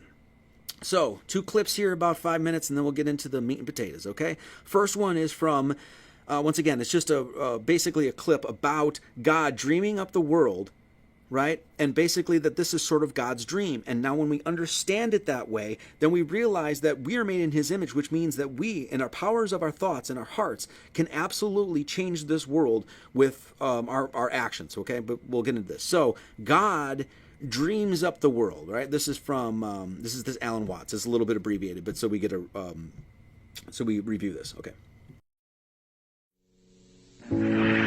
I wonder what you would do if you had the power to dream at night any dream you wanted to dream. You'd think up a new wrinkle to forget that you were dreaming, so that you would think it was all for real, and to be anxious about it. And then, because it'd be so great when you woke up. And then you'd say, well, like children who dare each other on things, how far out could you get? What could you take? What dimension of being lost of abandonment of your power, what dimension of that could you stand? You could ask yourself this because you know you'd eventually wake up. And then you would get more and more adventurous, and you would make further and further out gambles as to what you would dream. And finally, you would dream where you are now. You would dream the dream of living the life that you are actually living today. That would be within the infinite multiplicity of choices you would have, of playing that you weren't God. Because the whole nature of the Godhead, according to this idea, is to play that he's not. So in this idea then, everybody is fundamentally the ultimate reality. Not God in a politically kingly sense, but God in the sense of being the self, the deep down basic whatever there is. And you're all that, only you're pretending you're not. Okay, so say for all the ball stuff there, basically what he's saying is God dreams up the world, right? You're in the dream. He gave you the power to dream, and you're playing like you're not God. And the whole point of waking up is to recognize, no, I am an extension of that.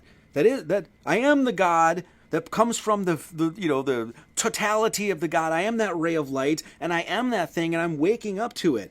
They want to keep you asleep that you're not that. And be like, Marty, are you saying we're gods? Yes. No, actually, I'm not saying it. Christ is saying it when he says, is it not written in your law, I said, ye are gods? You, us, we have the power to redream this thing. Make it into a reality. We have forgotten on the whole as a humanity that we even have that power. We all think that we're just pushed along by the elite agenda that just does this thing. No, the only reason that we're pushed along by that agenda is because we've forgotten the power that we have. One of the first things we need to do is bring truth and reality back to the situation and call this stuff out. This is why I always say, you gotta know when to speak, when to be quiet, when to, how to handle those situations, how to navigate that sort of thing. But you need to shout it from the rooftops. It's your children's future. It's your future. So he's given us the ability to dream as gods. And we've forgotten that. We're carried along by their nightmare. No more. No more. So Kitchi Manitou speaks the holy word. So this is what we just finished last week. A documentary. It's been seen by like 1,000 people or something. God, good Lord. Anyway, so God, basically the great creator, dreaming up this world and then giving us the power to be the magicians of this world. Pay attention to what I'm saying. We'll get into this, okay? We'll get into abracadabra and all that other stuff. So, Kitchi Manitou, the Ojibwe great creator, speaking the dream into existence and giving us the power as magicians.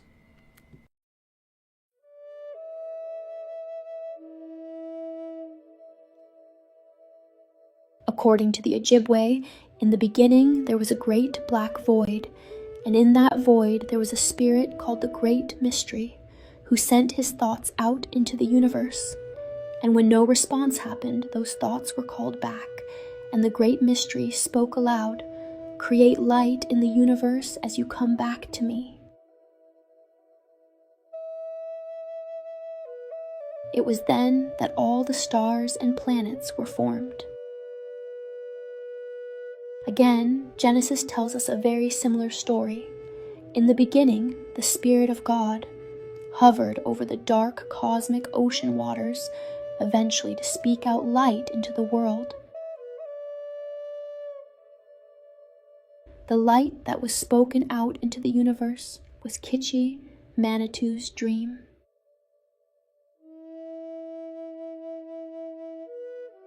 In his dream, he saw the sky filled with the sun, earth, moon, and stars. He saw the earth covered with mountains and valleys, lakes and islands, prairies and forests.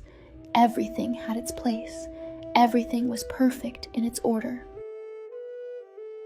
Kitchi Manitou spoke his dream into creation, and all of the universe obeys his mighty voice.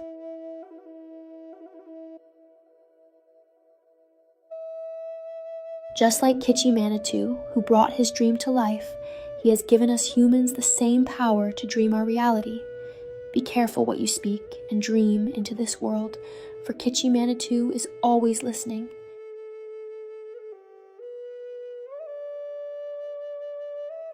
Man being given the ability to magically create what he speaks is found in the ancient magical word abracadabra, which means, I create what I speak.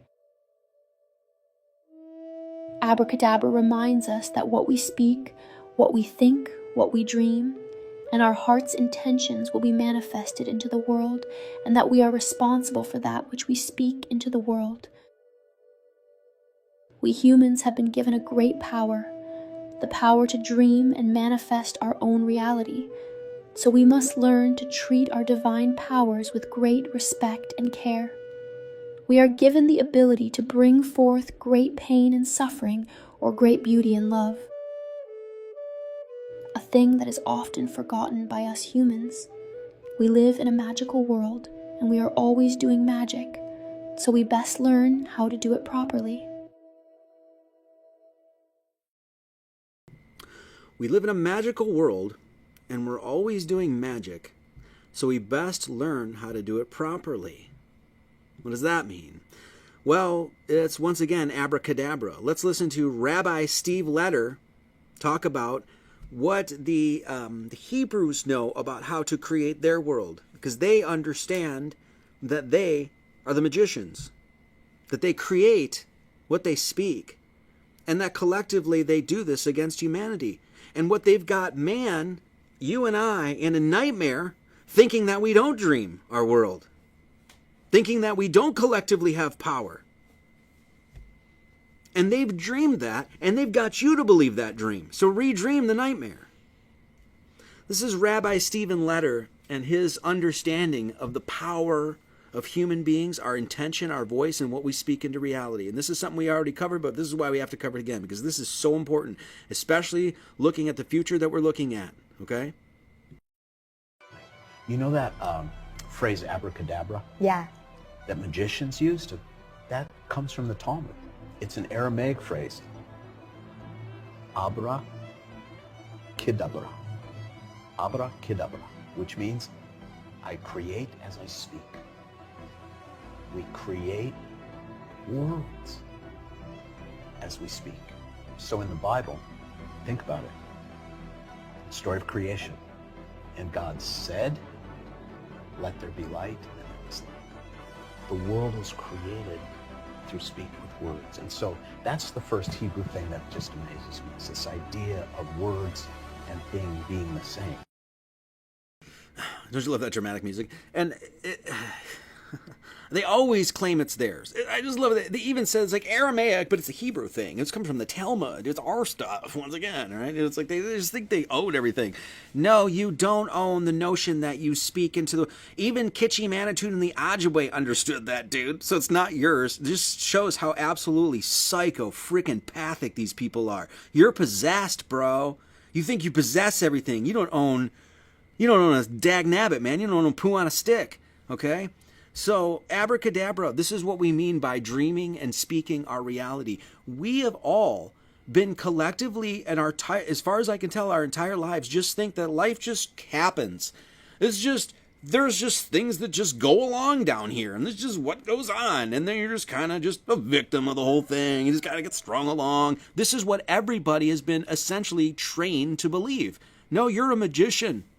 And I don't think we have even a close to the understanding that if we start absolutely redreaming our world, and I'll explain what I mean, that we couldn't put a stop to this. We just don't even understand our power. We create what we speak. This is what abracadabra means. It means your heart's intentions, what you think, that sort of stuff goes out into the world. God is basically, now he doesn't just give you, it isn't like, he's like, well, I want a freaking Ferrari and I'm going to dream it and then God's just going to give us a Ferrari. That's not how it works. But you have to understand that the things that your intention, what you think, what's in your heart, God is hearing all of that and being like, what do you want? What do you want? What's that? Huh? Oh, everything's aft. Okay. There you go. Okay, great. That's what you want? Your wish is my command. we have all been strung along by magicians that have basically been put this stuff in our head. Look at the world. I mean, there's just no hope in the future. Shut up. Shut up. You're dreaming your world. You are speaking reality into existence. Talk about what's good, Dr. Melissa Sell said. She needs to get off the ball. Love Dr. Melissa Sell, but Melissa Sell, you got to get off the ball. We're trying to help you, sister, okay?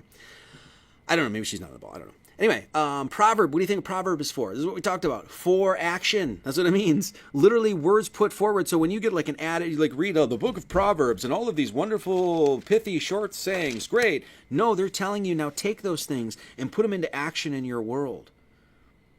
If you, and this is what it means. So this is what we were talking about, once again. Why would you listen to Aleister Crowley? Why not? Even if this guy's a total piece of scum, gutter trash, even if that were the case, that doesn't mean what he's saying isn't true. Why should you study and practice magic? I could say this. You might just quote me. I'll just rip Aleister Crowley off. Because you can't help doing it, and you had better do it well than badly. Because this is what Masonry is. This is why I get so hard on these people, because Masonry is trying to teach you that. Where is it? Where is it? What do you think the ruffians were? What do you think Hiram Abiff is? What is the main message of that myth that's central to Freemasonry? Is that, guess what? Magic, supernatural, wisdom, that sort of stuff in the wrong hands, in the hands of ruffians, in the hands of a couple Jews. I mean, the Jubela, Jubilo, and Jubilam. That's what I mean by Jews. Okay. In the hands of Jews can be extremely, extremely dangerous thing. Okay, so now let's say that the information that Hiram Abiff had was laser holography and plasma technology, and now that stuff is in the hands of what? Those ruffians. This is what Masonry is trying to teach you. It's also teaching you to be like, hey, hold your ground, and even if you're beat to death, never give them an inch. You know why? Because those ruffians are dreamers. They're dreaming the world up. And those dreams are manifesting because they put their whole heart, their whole intention. They pray about the world that they want to bring forward. Are we doing that? No. No, as far as I know, no. Most people are not doing that. They're just like, well, I guess the elite win again. God's trying to tell us, even in God saying, let there be light, he gave us that power. Kitchi Manitou gave us that power. We just don't know when we have it.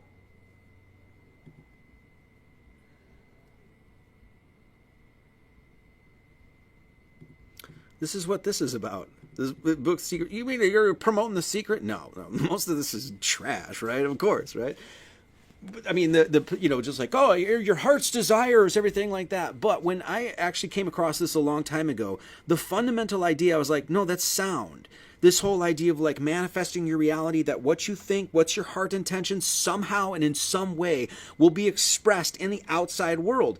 I actually learned that before I even heard of The Secret from Carl Jung. Carl Jung is like, yeah, you got to watch what goes on inside because God listens all the time. He knows what's exactly in the center of your heart. All those bad thoughts that you had, he's just, oh, okay. And then you're going to cycle bad thoughts. Okay, that's what you want? Okay, here's an ocean flow of those bad thoughts that you created. Now, you might have some black magicians that put that in your head, but we also need to be the responsible ones, the spiritually enlightened ones, to say, no more of your black magic. But everybody's going to think you're an idiot because you think there's a fake sun. I don't care at all. Not even a little bit. Do you think I care? Well, let's see. On one hand, I've got Professor Dave, and actually, let's do this right. Left hand, I've got Professor Dave, and on the right hand, I've got the Lord Jesus Christ. I wonder which one I'm going to go with. Black magic is not a myth. It is a totally... It's in this sort of sense unscientific and emotional form of magic, but it does get results of an extremely temporary nature. Like this is what we actually see, and this is what I've said numerous times, even over the last few years. Their magic spells are wearing off. It's of an extremely temporary nature, and maybe that magic spell will go 50 years, 80 years, 100 years, but it's going to wear off. So This is why we have, when I say a manifest destiny, when I said that the Jews, and they're working with all sorts of international interests and things like that, a Goyim front, when I say that the Greater Israel Project is the Jewish manifest destiny, this is what I mean. They have a belief in their religion. They are 1,000% committed to it. They feel like they have a destiny through that, and through their commission, through their being so committed and engaging in magic, they manifest that destiny. And they're manifesting that destiny right now because we don't realize that we are the dream makers. They're making their dream right now, and it's a nightmare. And we can redream that nightmare. But we have to first realize that we have the power to do so. And guess who gave us that power? Who gives you power? God. So that power that we inherently have comes directly from source. Whoo! That's hot. That's some hot. Whoo! We're going to touch that right there. Good Lord. See what I'm saying? They're sweeping across the lands right now because they're dreaming up of their little Abraham back in the day was supposed to cross a desert and actually went up and then down and thinks they own everything. It's psychopathic, ridiculous. I mean, it's cheese and crackers, ladies and gentlemen. It's Veda's jar of curses is what this is. Nonsense. But guess what? They're dreaming it, living it, manifesting those dreams, 1,000% committed to it. Are we?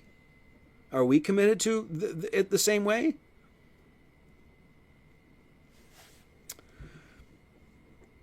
This is what we say. You go down the rabbit hole, it's every Steinberg, Singleberg, Time Woods, okay? So Israel is creating, I know it's just kind of a play on words, but it's fun. They create what they speak. They create what is real. Is it actually real? No. Once again, if that was a fake sun down there, but is it real now in the minds of how many people? Why? Because is it actually real? Is it real? Or is it a black magic spell? Even if there is a 24-hour sun in down south, whatever, of Antarctica, guess what they're still doing, guys? Take cosmology completely out of this conversation. Guess what they're still doing, guys? Any of you people out there that are tuning your ear to any of these influencers, once again, let me say this, and they're not talking about this, you need to shut them off. You need to harp on them hard about talking about this sort of stuff, the tech, the manipulation of our cosmology, and who's behind it. Otherwise, shut them off because they are wasting your time and they're filling your head full of a bunch of noise, and then they're getting you to dream that noise. And by the way, Will Gensky made the funniest frickin' joke. They're called, the hair things are called stalactites and hebsicles. So that's what they're Sorry. So, Hollywood, what do you think Hollywood is? Now, people have said, like, oh, it's a land of magicians, basically. It's like Holly or Holywood, is like, you can get to the cross there, or maybe they're talking about magic wands and Hollywood, that sort of stuff. Okay, great. But we know what is it. It's magicians. It's black magicians. This is what I said, when they're filling your head full of all this stuff and want you to dream the future that they want for you. This is why we don't fill our head with any of this sort of stuff. And we also know, okay, so Marty's saying that they're black magicians, and those black magicians are using this as literally to attack humanity, as a war on humanity. And then it's like, well, yeah, of course, that's exactly, they just tell you that that's what they're doing. How Hollywood became the unofficial propaganda arm of the U.S. military. What are they doing? Filling your head with ideas, images, black magic so that you create the world that they want. That's why we shut this stuff off. We already know, we already just talked about this. This is what I mean. This is what I mean. Look, I'm going to toot my own horn here, okay? Toot, toot. This is why you should be listening to the Gnostic Church, because we just covered this sort of stuff. This is what they fill your heads with, right? What are demons? These are demon worshippers. They are literally, not literally, but figuratively, whatever you want. Actually, no, literally, putting demons out into the world when you understand what a demon is correctly, and you're absorbing that and then regurgitating those demonic thoughts, right? This is what we do en masse. Guilty, everyone's guilty. So now we got to figure out, hey, we were victims of this stupid thing. We're not going to be victims anymore. We're not going to do this anymore. We're going to elevate ourselves. Okay, great. So what we just talked about, what are demons? They're the impure thoughts and actions, sins, transgressions against God's, immorality, fears and doubt. Fear and doubt. You have fear and doubt about yourself? Okay, well, that's what God's bringing into the world. Oh, I can't do that. No, you can't. Everything is just, what was I going to say? Everything's ruined.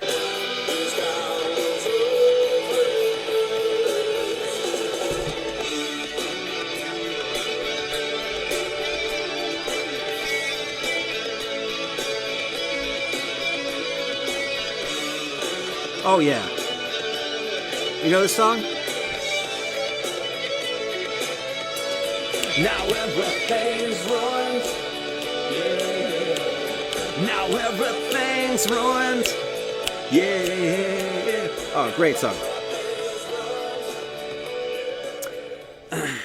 Everything's screwed. Everything's effed. Everything's ruined.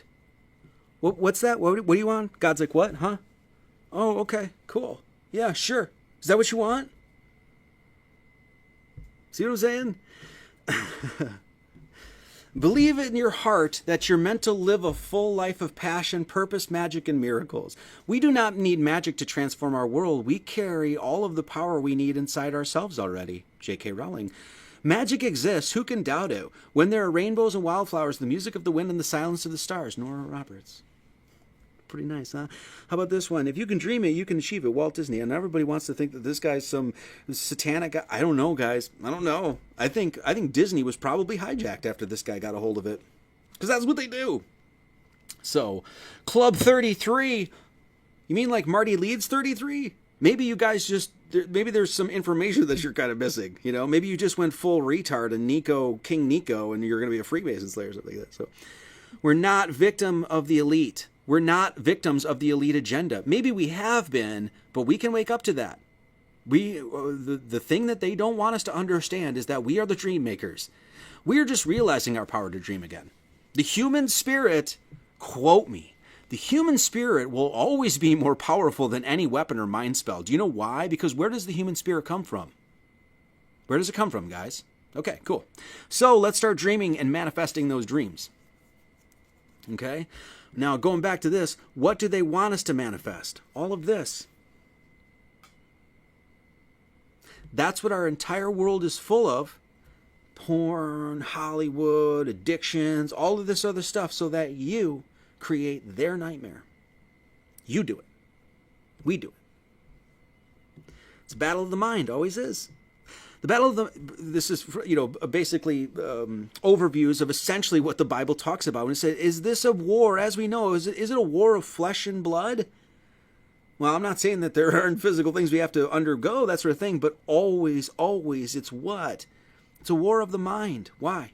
Because if you can get the mind, if you can change the mind, it's just like people argue. I don't want to get into that. I don't want to get into that too much. Sorry.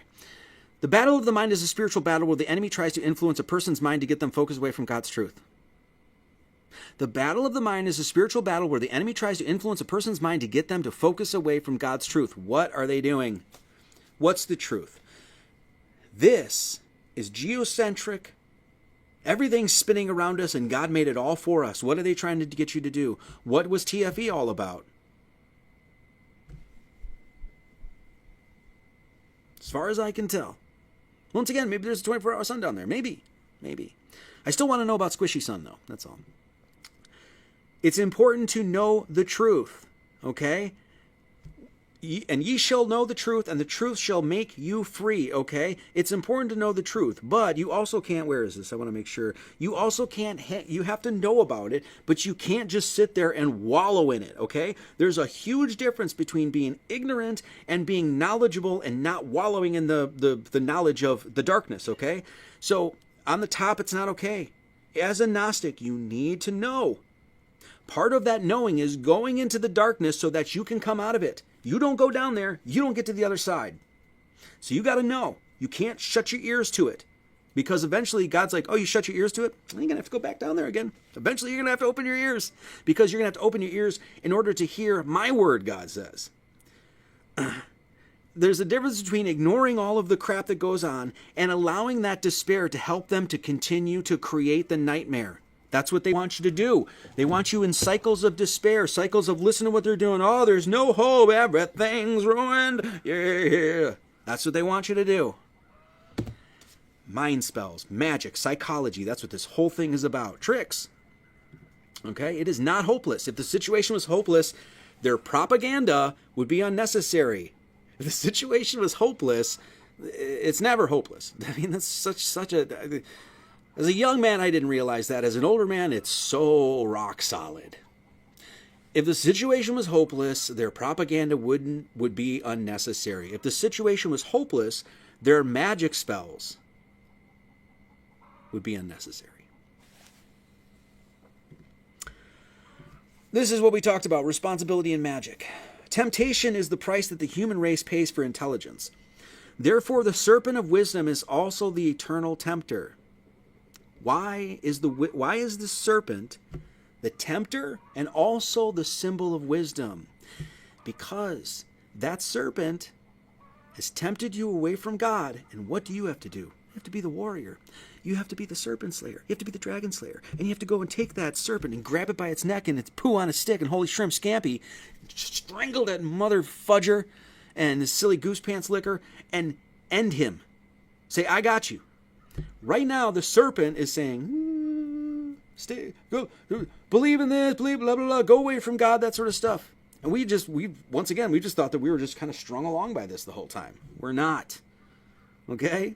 Temptation is the price that the human race pays for intelligence. Therefore, the serpent of wisdom is also the eternal tempter. When man learns with his growing intelligence of the powers of nature, and most of all, of the power that he himself possesses, there comes with that increasing knowledge, ever greater responsibility. Why do you think when we said, hey, you want to sign up? You want to become a member at the Gnostic Church and Academy? Great. Now you got some homework to do. You can have a lot more responsibilities. Yes, that's right. You're going to pay us to have me scream at you every Sunday, and you're going to be a better person. You thought you were just going to pay some money. I was like, I'm part of a church now. No. Now you've got a whole lifetime of responsibility on you, and it's about redreaming your world. That's what we're about.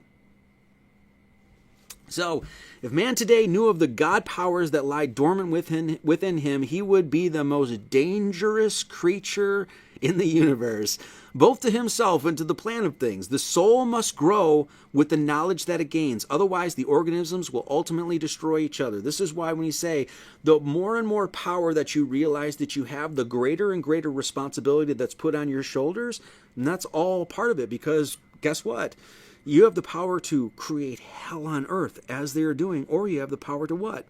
Make angels dance, if you will, right? So, action and reaction must build strength of character so that the will is always strong enough to curb the desires. When this is not the case and desire runs rampant, then regardless of the position of the organism in the path of the unfoldment, a black magician is created. You don't understand your power. You don't take responsibility for it. You don't... Regardless of the level of quote-unquote power you have, you're still doing magic, and if you don't take control of that, you will be a black magician. You will be falling for exactly what... You won't be on the path of God. You continue to just, absorb all this other stuff. You are a black magician now. I talked about this numerous times, about how I looked back at my past and I realized like a lot of the things that I had thought, things that I had written songs about, came true in the future. Why? Well, because I was dreaming my world. One of the things I actually talked about a bunch of these in a thing called My Life of Mysticism or something, or My Life of Synchronicity or Synchromysticism, something like that. It was one of the sermons. Basically talked about how right before we left from Oregon to Hawaii, I had written a song called I Ain't Done Falling in Love with You. I almost forgot the song that I wrote for my wife, and she gave me that evil eye like, you better not forget it. I'm going to dream a reality for you. And then I ain't done falling in love with you. And it's a beautiful song. In that song, this is one of the anecdotes that I've posted before. One of a million, right? In that song I wrote, I was like, it was the last line of the song, and it was the last song on the record right before we moved to Hawaii. And in the song I said, I'm fending off the dogs every bark and bite. Not a month later, we end up living at this place that is a dog rescue where I had dogs attacking me, and I was literally fending them off, and we had to leave because I almost got like attacked, right? So I was by thinking all the stuff I'm writing out, I'm manifesting my reality, the future. Why do you think I make prayers every morning now? I tell you, like I said, I know what I'm doing. Okay, so. There's this guy, Benjamin Todd, talking about responsibility and magic, being responsible. And all of you know what I'm saying right now. All of you, hopefully I'm getting to you and you'll be like, oh, Jesus, Marty got to me again today. No, Jesus, I got to rethink that. How many of you have sat at home and looked at all this other stuff and said internally, it's screwed, there's no hope, that sort of stuff? No more. No more. Let me say it again, 3 times. No more. Why? Because God is listening. What are your desires? So I've had this experience now that I'm old and crotchety and everything, enough where I've realized thoughts that I had earlier in my life absolutely manifested. There's this guy, he's from I think it's called the Lost Dog. Great band too. I forget what they're called, the Lost Dog Band or something like that. Benjamin Todd, and this is what he said. No, this is a guy. He's a country singer songwriter. He was like a heroin addict, had alcohol, drugs. He used to be like a total like train hopper, that sort of stuff. Like this guy has lived a life, right? Pretty famous musician, that sort of stuff. But you can tell that as he's gotten older, he's really got into the project of being. Meaning like he's made so many mistakes in his life. He's tattooed, he's heroined up, his liver shot, that sort of stuff, right? But he's recognized that it's like, hey, my life, what I mean is like that I'm into the project of being. I realize I screwed up. I'm trying to get on a better course, and I'm going to stay on that course, and I'm going to be a pillar on that course. And this is what this guy is basically doing now. It's pretty inspiring, but this is what he said. And when I read this, I was like, oh my God, this is exactly what I've been saying for literally years. This guy completely gets it. And what is he doing? He's going to tell you, Benjamin Todd is going to tell you exactly what I'm saying today. You dream your reality. Benjamin Todd Music says this: I have to be careful with what I put into a song because it often ends up coming to life before my eyes. Countless times in my career, I have ended up eating lyrics I wrote. If you know my music, you know that it's usually not a good thing. I have written about some of the worst events in my life before they ever happened. I'll know if they happened because I wrote about them. If I somehow have a connection through time, or if the future is easy to predict based on my patterns, it's eerie and hard to ignore at this point in my life. Amen. So I just write with caution, knowing that I may have to live through whatever I project into this world. Is that not just boom? When I read this, I'm getting shivers right now because I'm like, I know exactly what this guy is saying. I know exactly what he's saying. I've experienced it. I've lived it years now. It's not a bad principle for anyone to live by. You're a magician. That's what he's saying. He doesn't know it. We really do create the world around us in a literal sense. Everywhere you go in any human section of objective reality first existed solely in an individual's mind. This guy, he's probably on a ball. He's probably believes in ball model, globe, earth, and NASA, and he's more profound than most of the flat earthers I've met. Hate me, like me, I don't care. Your thoughts, words, and actions are so much more powerful than we consciously consider on a daily basis. That is why it's so important to have self-control. Watch your thoughts, they become your words. Watch your words, they become your actions. Watch your actions, they become your habits. Watch your habits, they become your character. Watch your character, it becomes your destiny. Beautiful. Absolutely knocked it out of the park. Just couldn't have said it any better myself. So that guy knows what it's up. That guy knows the power of magic. He's lived it, and he's trying to tell you in the way that he explains it, the way that he understands it. He's a musician that used to do heroin. I'm a terrible musician that used to be a drunk, and now I'm a pastor, and I'm here to tell you the same thing, okay? Heaven must come back to mind. How many times have I showed this? How many times have I said this? This is what we mean. Heaven needs to come back to our mind. We can't expect it in the outside world if we first don't start with here and here. Okay? And this is a Bonnieism. These are bonds. When we were in Lanai is where she lives. I don't know why I keep saying Lahaina, but Lanai, on my birthday, our friend Bonnie, who actually married us, she's super sweet. We love Bonnie. She's basically like our grandma, right? She basically said, we were having this conversation about like how screwed up the world is and that sort of thing, and she just said something really profound that's really stuck with me over the time. And it's, you know, I'm paraphrasing, but she said something to the effect of this: like, God, right now in our world, God, in all the craziness and everything that's going on, God is asking us, what do we want to see? More so than ever before. We didn't, collectively, humanity wasn't in this level in 1980. It wasn't, okay? We weren't, apparently humanity wasn't ready for it. We were still watching Real Genius and all those sort of things. So, but, you know, now it's like God is asking us, hey, guess what? You guys are going to start waking up to the nightmare that's been created. And you guys are going to start realizing that you have the power to dream. Now that you're starting to realize this, what do you want to see? What do you actually want to see? What are you actually going to put in here, and what's actually going to come out of your mouth? What do you want? I'm listening. Oh, would you shut him off? God bless it. What do you want? I'm listening. God is asking us what we want to see and dream in this world. We have to live that dream. And this is the difference. What I mean, it's not just like we're just sitting around and just dreaming everything. No, you must put it into action too. But it first needs to start with purity here and here. Okay? We all get frustrated. We all have to vent. That's a thing. But we also have to make sure that when in our frustrations and our venting and letting some of this out, that we're not letting demons out doing it. What I'm seeing is that all of these accusatory people and the community and things like that, what you're doing is you are helping the black magicians. That's what you're doing. And that's why I'll always be harsh on it. I don't care if you like me, hate me, make your billion response videos. I don't give two fiddlesticks. Not a poo on a stick, I do. Okay? What do you want? What do you want? What do you want to see in this world? Do you want to see what's on the right there? Or do you want to see what's on the left?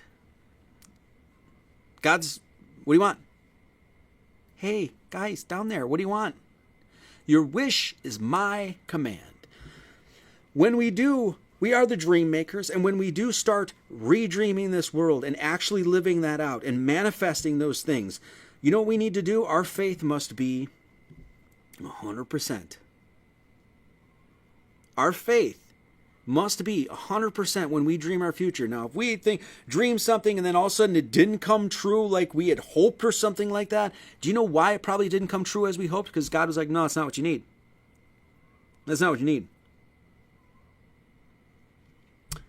Pedal to the metal when we dream our future and live that and manifest those. No fear. You'll be like, whoa, what are people going to say? Who gives a shiitake shroomsicles? I know, this is terrible, isn't it? People are going to beg me to stop. Like, Marty, just please go back to cursing. I can't listen to you anymore. She posted a list? No, you need to post it. Oh, okay, sorry. So a mystical and magical mindset allows us to make conscious what is unconscious. This is what we've been saying for a while. This is what we talked about. We talked about magic. The world itself is magical. It isn't made by quarks and gluons and, you know, all these things fitting together in pieces. No, it's made of God's dream. What's the stuff that how does space-time bend to create gravitational wells? A wicked Jewish dream. Nightmare. That they made into a what? Israel, or they made it into a reality, if you will. The world itself is magical, miraculous, teeming with divine within all things. And they're going to do everything in their power towards you and your children in the future to make sure that you don't understand that. Let's watch this. He doesn't understand that he's the one who has the power to stop it. He simply can't imagine that one little boy could be that important. Is Is it really me? Maybe he doesn't know what he has to do! What do I have to do? He has to give me a new name. He's already chosen it. He just has to call it out. But it's only a story. It's not real. It's only a story. Atreyu, no! Atreyu!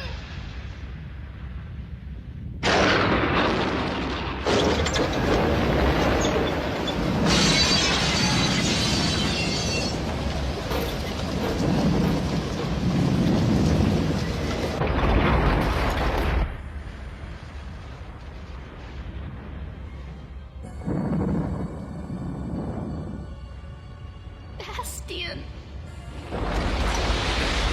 Why don't you do what you dream, Bastian? But I can't. I have to keep my feet on the ground. What is she asking right now? You can do whatever you dream. You don't realize that you have the power. Then what does she say? Speak it. Say my name. That's what she's saying. You can dream your entire reality. You have no idea the power that even a little boy has. And then after that, she's begging him. He's like, I can't. No, she's basically saying you are a magician. You can recreate Fantasia, if you will, but you gotta speak it. See what's happening here? Call my name. Bastian. Please. Save us. All right. I'll do it. I'll save you. I will do what I dream.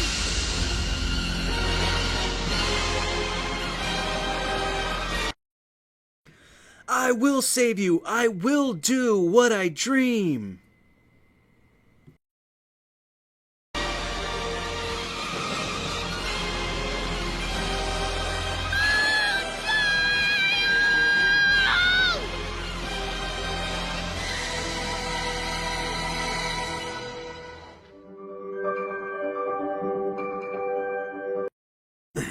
Okay, so there you go. That's all I want to say. So, and as we said, what is the word that breaks all magic spells? This is, as we talk about, when we get really to the bottom of what this whole book is all about. If you're like, it's just about numbers and astral theology, it's yes. But what is one of the great messages in here that it seems really to be missed by pretty much everybody? That this world is run by magic. That right there, that's a spell breaker. That's what Christ is. He's a spell breaker. He came and broke the spell of the Pharisees and the Sadducees and the scribes. And we're still dealing with their black magic even today. There's a word, as we talked about, that breaks all magic spells. There's that. Because that guy calls out the very people that are performing black magic right now, that are sweeping with their manifest destiny across the earth. And they're just hoping, they're really, really hoping and working extra hard that you don't wake up and realize that you're a dreamer.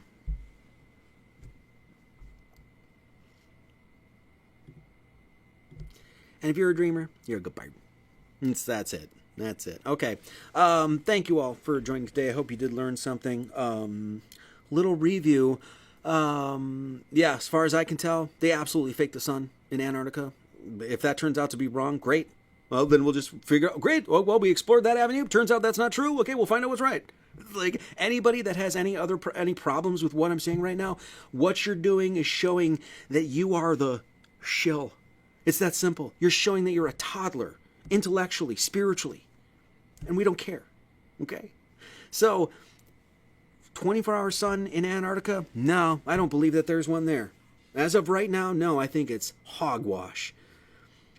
And I think that we can absolutely show that the tech is there, the ability to do it is there, that they're already doing this agenda, and they've been doing it for a while, and this would just be one other aspect of it. And now, they drew normies, if you will, into it. Us simple little peons down here. They're dragging us into this sort of stuff now.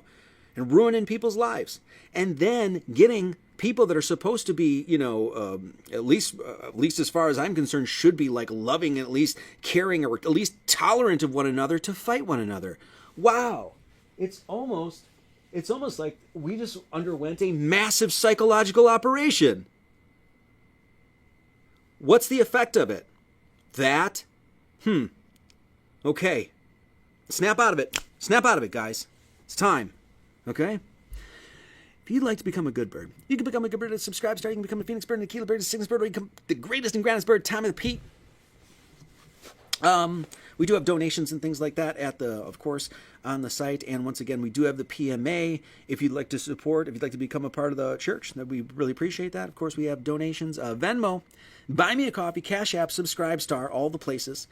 And of course, we are, like I said, we're redoing the website. Hopefully, I don't know how long it's going to take, maybe a couple weeks or something like that. I have no idea, but donate tab is on there. That'll remain there. So there's loads of different places, ways that you can support the church. The PMA is just one of those if you want to become a quote-unquote official member of our private membership association. Otherwise, there's loads of ways to support what we do. And we are streaming to YouTube, Rockfin, and Rumble. And, of course, Content Save gets us on BitChute. Thank you, Content Save. We really appreciate you all these years. We really do. And, of course, we have the documentaries available at on Rockfin. And I just posted Project Whistleblower on Rumble as well, Volumes 1 and 2. Hasn't got many views, which is, once again, really crazy, but it is what it is. Flat Earth, Sun, Moon, and Zodiac app. Dave Schillweiss, Flat Earth Rabbi's app. That's right. We're promoting Dave's app, and he secretly pays me, like in shekels and stuff. Or you guys just need to get your head out of your Frackin' Fudge's, Great Scotto, Corn Nuts, G. Willikers sphincter. Good Lord. Get a hold of yourself, guys. It's not helping anything. Church store. Books. Rosaries, all the rosaries that my beautiful wife makes, and makes beautiful rosaries that we have, of course, our own Bibles that we have. Boom, you can buy those, or you can just not support us whatsoever. That's totally fine too. It's whatever you want to do. But we want to redream the world, and we want to redream the world with positivity and love and truth, and no more nonsense and calling these black magicians out every other syllable. And that's the world that we're redreaming. Want to redream with us? So. Oh, I got to say some thank yous, right? We have thank you. Jennifer? Yeah, oh, it was right there. Oh, thank you to... oh, wow, great. Thank you to B&E for taking over the website. Thank you guys so much. We really appreciate B&E over there. Mark Auger, David Bergeron, Stephen Neville, Nils Elbaum, Paul D, Elisa Morales, Jared Poole, thank you so much. Interverse, Roland Peter, thank you. Daniel Hagar, John Vina, best church ever, thank you so much. Alicia Crawford, thank you very much. Angela Morris, thank you so much. Jared Poole, always, every week. Great. Ray Brackman, Let No Man Deceive You, 2 Thessalonians 2:3. Alex Meter, for the best Yurch ever. Thank you, brother. Thank you, Mr. Meter. Every week, you guys. There's some of you guys support every week, and it absolutely keeps us going. So, Eric Colsell, better and better, Marty and Jen. Thank you so much, Mr. Colsell. David the Shill Weiss, Flat Earth Rabbi, has to say, donation to the lodge. Look at that. Thanks, Dave. And Undestroyer, happy Sunday. Good points on tech. Yes, sir. Yeah. Let's just say 24-hour sun, absolutely in Antarctica, right? Let's just say we're on a ball. Do you know what's still absolutely alarming and frightening? The tech that they have. Make no mistake about what I'm saying here today. Okay, so still flat. Broken Bear, greatest show on earth. Yes. Liz, the Iron Maiden, Angela Morris, again, thank you so much. Deborah Stiles, 2 coffees a day. So great today. We need to be reminded of all the spells they've been casting for decades. Yeah. We've been in mind spells. It's your job. It's your responsibility to wake up to it. They have been casting for decades, and people need to wake up. And congrats for not saying, oh, you almost made me say it, Deborah. Come on. Is this a trick? Are you Duffying me here? Don't be a Jaron Duffy. Anyway, it would be really hard for me to do love you all. Yeah, it is. It's a struggle. Anyway, Small Axe, thanks. Thanks to the... very lacking donations we had today. That was great, whatever. So we appreciate you all. Thank you so much. I hope you learned something. And if you'd like to, keep us going, please donate, because that's the only way we keep going. And this is the kind of content that we bring. And as far as I know, there's really nobody else out there that's doing this. So kind of a niche thing. So if you'd like to see this niche thing keep going, please support. Okay. Guys, I think I am going to go live at some point this week just for fun, just for shizzles and giggles, and play some guitar and stuff like that, I think. So, and then we'll talk maybe more about some of these things and that sort of stuff. And then hopefully next week we'll get back into the book of John. I just couldn't get my mind around that today because I just had too many other things on my mind. So anyway, guys, may you always keep yourselves in the love of God, looking for the mercy of our Lord, Jesus Christ, on to eternal life. May his grace be with you all. Amen.